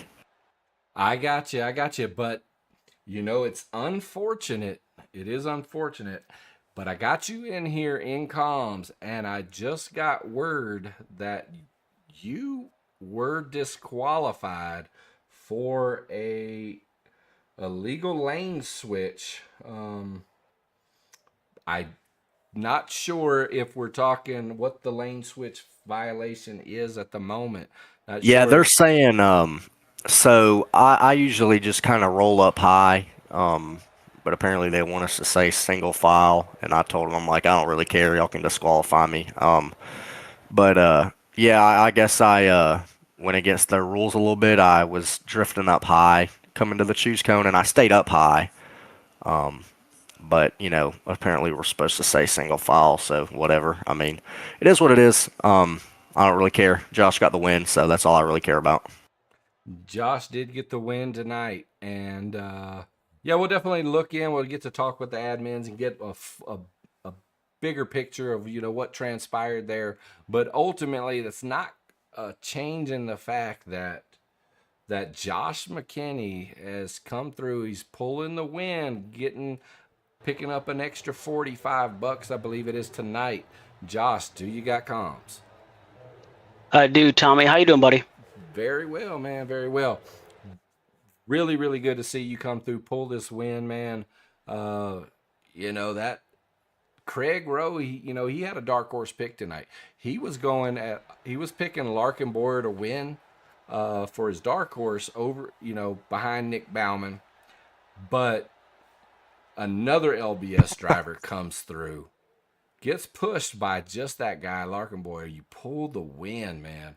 At the end of the day, give us your tale of the tape, man. Yeah, I mean, we have fast cars every time we show up here. Working with Larkin's been a pleasure. He's like over half my age, but the knowledge that he brings to me in qualifying and racing in general is just sort of insane, honestly. So I got to give a ton of credit for him. But man, that was a fun race. I said it over comms there right after we took the checkered flag. This is by far the best race that I've been a part of with you guys so far. And I look forward to more to come. Got to thank you, Tommy. You do an awesome job on the broadcast, and AWR and Dark Horse and all of them. Racing with a bunch of clean, fun guys is very, very much a pleasure. Indeed, man. And, like I've had to do to many guys, I let you know up front. Highline Racing Network has another league that'll be coming up in the near future. It's going to be bigger and better than what we've done in the past. This league, though, it'll be behind closed doors. It's not going to be open to any kind of random drivers. We're looking for 9 teams. We already know we've got 2 AWR teams, one being AWR's proper team, and then Team 2, which is Highline's team, but ultimately make up the AWR 2 teams. But we got AWR and Highline. We've got Dark Horse. We're pretty sure we got at least one Dark Horse team coming. Lark, you're in here. Should we expect to see LBS out there next season? Oh, without a doubt. I mean, we just keep pulling in drivers, and we're still continuing to get more alliances. And Josh brought this to my attention actually last night. AWR has 6 guys in a race at one time, and we got 2 or 3 a race, and that's really difficult to race against. So we're going to be going out and getting more drivers. So y'all just stay connected, and we'll definitely have some more signings coming up here in at least the next couple of weeks, maybe even days. I don't know. We'll get some drivers pretty fast, but yeah, we'll definitely be in that. And I got Brandon Taylor and Caleb Smith, Josh, and then even Easton. I mean, I know it says ADM on his stickers on his car, but I mean he's as good as an LBS driver, But yeah, for sure we'll be there. Well, just keep in mind, as we move into this next league, the rules will be a lot different. It's not necessarily going to be green flag racing. It'll be cautions. We're going to be running a normal race. If there's a wreck, a caution's coming out. It'll be iRacing cautions at that point. Yeah, we'll still have the flexibility of the admin throwing the caution, but for the most part, it's going to be a full-blown, legit race. We do plan to probably give drivers two fast repairs, and to be honest, a lot of this is, just a little bit of a talk, but we know we're moving into the leagues. We know we're going to have a much more normal race. And with that, each team will be restricted to 5 drivers. So keep that in mind as you're recruiting. 5 drivers. However, like I said, we're looking for 9 teams. So there could be an option for a second LBS team. But with that said, not saying we're doing this, but one of the things that we're looking at doing is allowing teams of 5 to be in a Discord, and then allowing for those same teams to have an alliance, whether that be either a Team 2 alliance or just another team alliance, that they can create a race chat channel within the race. So you can push to talk and communicate with your alliances or potentially some guys from Team 2. But within your main Discord for your elected 5 guys, that'll be the only guys in that Discord. Does that make sense? Yeah. So, like I said, because we know guys are going to still have alliances, guys are still going to work together. We're allowing for that communication to happen between those teams via, that push to talk channel. Because in addition to that, AWR Highline, they also are going to have to do something similar with their total of 10 guys between the two teams because of the race control and the admins between both. So as we open the door to that, to those guys for the league, we're going to open that door to everyone. So if any team in the league has an alliance with another, they can set those channels up. Because ultimately we want to make sure everything is transparent, everything is cool, and everybody understands what's going on. So there's no question, there's no assumptions, none of that stuff. We want to make sure everything stays nice and clean. Yeah, and Tommy, I just want to point out real quick, I came over here, obviously you know this, but for the guys listening and stuff like that, I came over here from Scott Weiss's league there and stuff, and I enjoy racing with you guys every single night, really. The biggest takeaway I have from racing here is just how awesome, Zach and Ryan, Eric, Gary, they all are, right? I met all those guys on with Scott's league there, and that's sort of what brought me here is just the camaraderie that they have and the willingness that they've had to sort of bring me into this league and or so-called league, I guess. And it's been such fun, and they're just so great guys. I really appreciate it and appreciate you. Outstanding, man. Yeah, you're talking about my brothers, man, my teammates, my best friends, and those, all the things you say about those guys, that's what makes Highline what it is. That's what has allowed this to happen. None of the stuff that we do would be, what it is today without those guys. And speaking of those guys, we got Brian Hayes in the chat. Brian Hayes, you got comms? Yes, sir. What's happening? Just doing some behind the scenes paperwork here, getting our winners squared away and getting them all their all their big victory winnings. They get a cup of coffee, maybe a donut tomorrow. Outstanding. Us big guys, we love our coffee, but most importantly, we absolutely love our donuts. So if you guys don't mind, hook your boy up with a couple. But yeah, Brian, we saw you down in the chat with them. We thought maybe you had a bone to pick, maybe you had something you wanted to say. The floor is yours. No, I hopped into the waiting room, let those guys know that I was going to reach out to them on how to get payment for their race tonight. Obviously we run with Josh through MOTD, so I was just talking to him about how we can push money through him, and who wants iRacing credits or who wants to do Venmo or Zelle or Cash App, whichever they have, whatever's easiest for them and what they prefer. We like to accommodate them for coming out, supporting us, liking, following, subscribing to the Highline Network, growing the community, bringing their friends, having people commenting in the chats, and keeping it lively for you, because if you're broadcasting to nobody, what's the sense of doing that? I got you there. So, all right. Well, I'll leave it up to our winner, Josh McKinney. You may have said all you wanted to say, but I'll give you one more opportunity. Is there anything else you wanted to put out? Shout outs, anything like that? You don't have to shy away from anything. You talk about Scott Wise. That's the Masters of the Draft League. If anybody's looking for a super speedway league, ran by Scott Wise of Torque Wrench Motorsports, who also runs in the Highline. Definitely reach out to these guys. You can find them in the Discord. But Josh, floor is yours, man. Yeah, again, Tommy, thank you so much. I love watching the broadcast. I love racing with all of you guys, and it's been fun. I'd love to give a big shout out to my beautiful wife, Callie, my two wonderful daughters, Haley and Melody. Really, I gotta say thank you so much to Callie for allowing me to do this. It is 12:14 right now, March 15th, and they're all sleeping, but she allows me to do this, and I really, really appreciate it. So, gotta thank her and my little kiddos. To thank the Navy for affording me the opportunity to do one of the great hobbies that I love doing. So yes, thank you very much, everyone. Outstanding, man. So I take it you're in the Navy? I am. I've about to hit 16 years. 16 years. Outstanding, man. Well, I did 22 years in the Army. So much love there. Appreciate your service. And thank you for your service, Tommy. Appreciate it.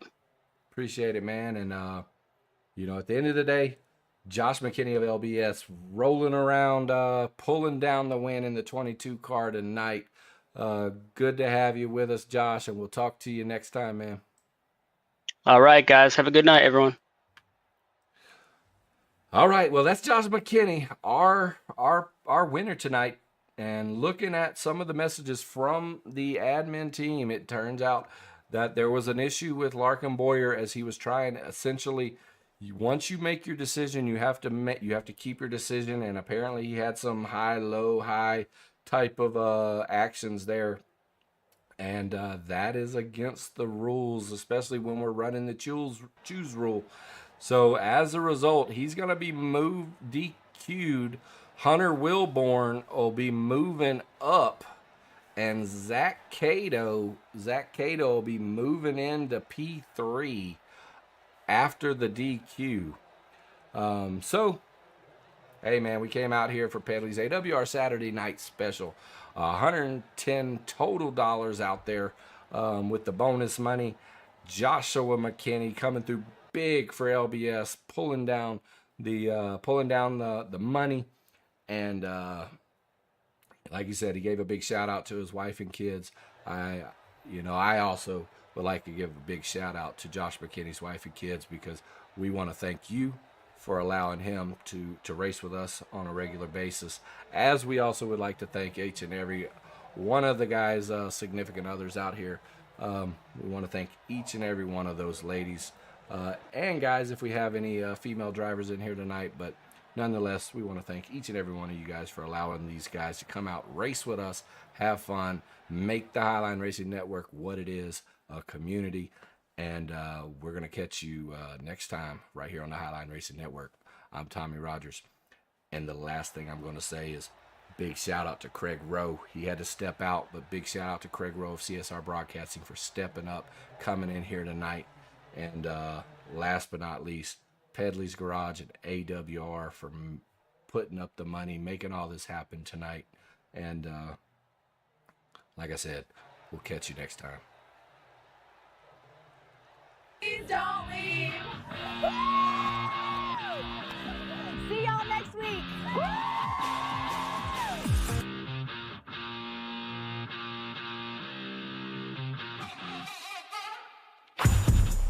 Yeah, I'm in the veins, feeling like a dark horse.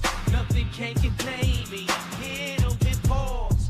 Every race I'm taking, you know what I leave the coast. Counting all the wins, it's me they love the most. Watch me wiggle, watch me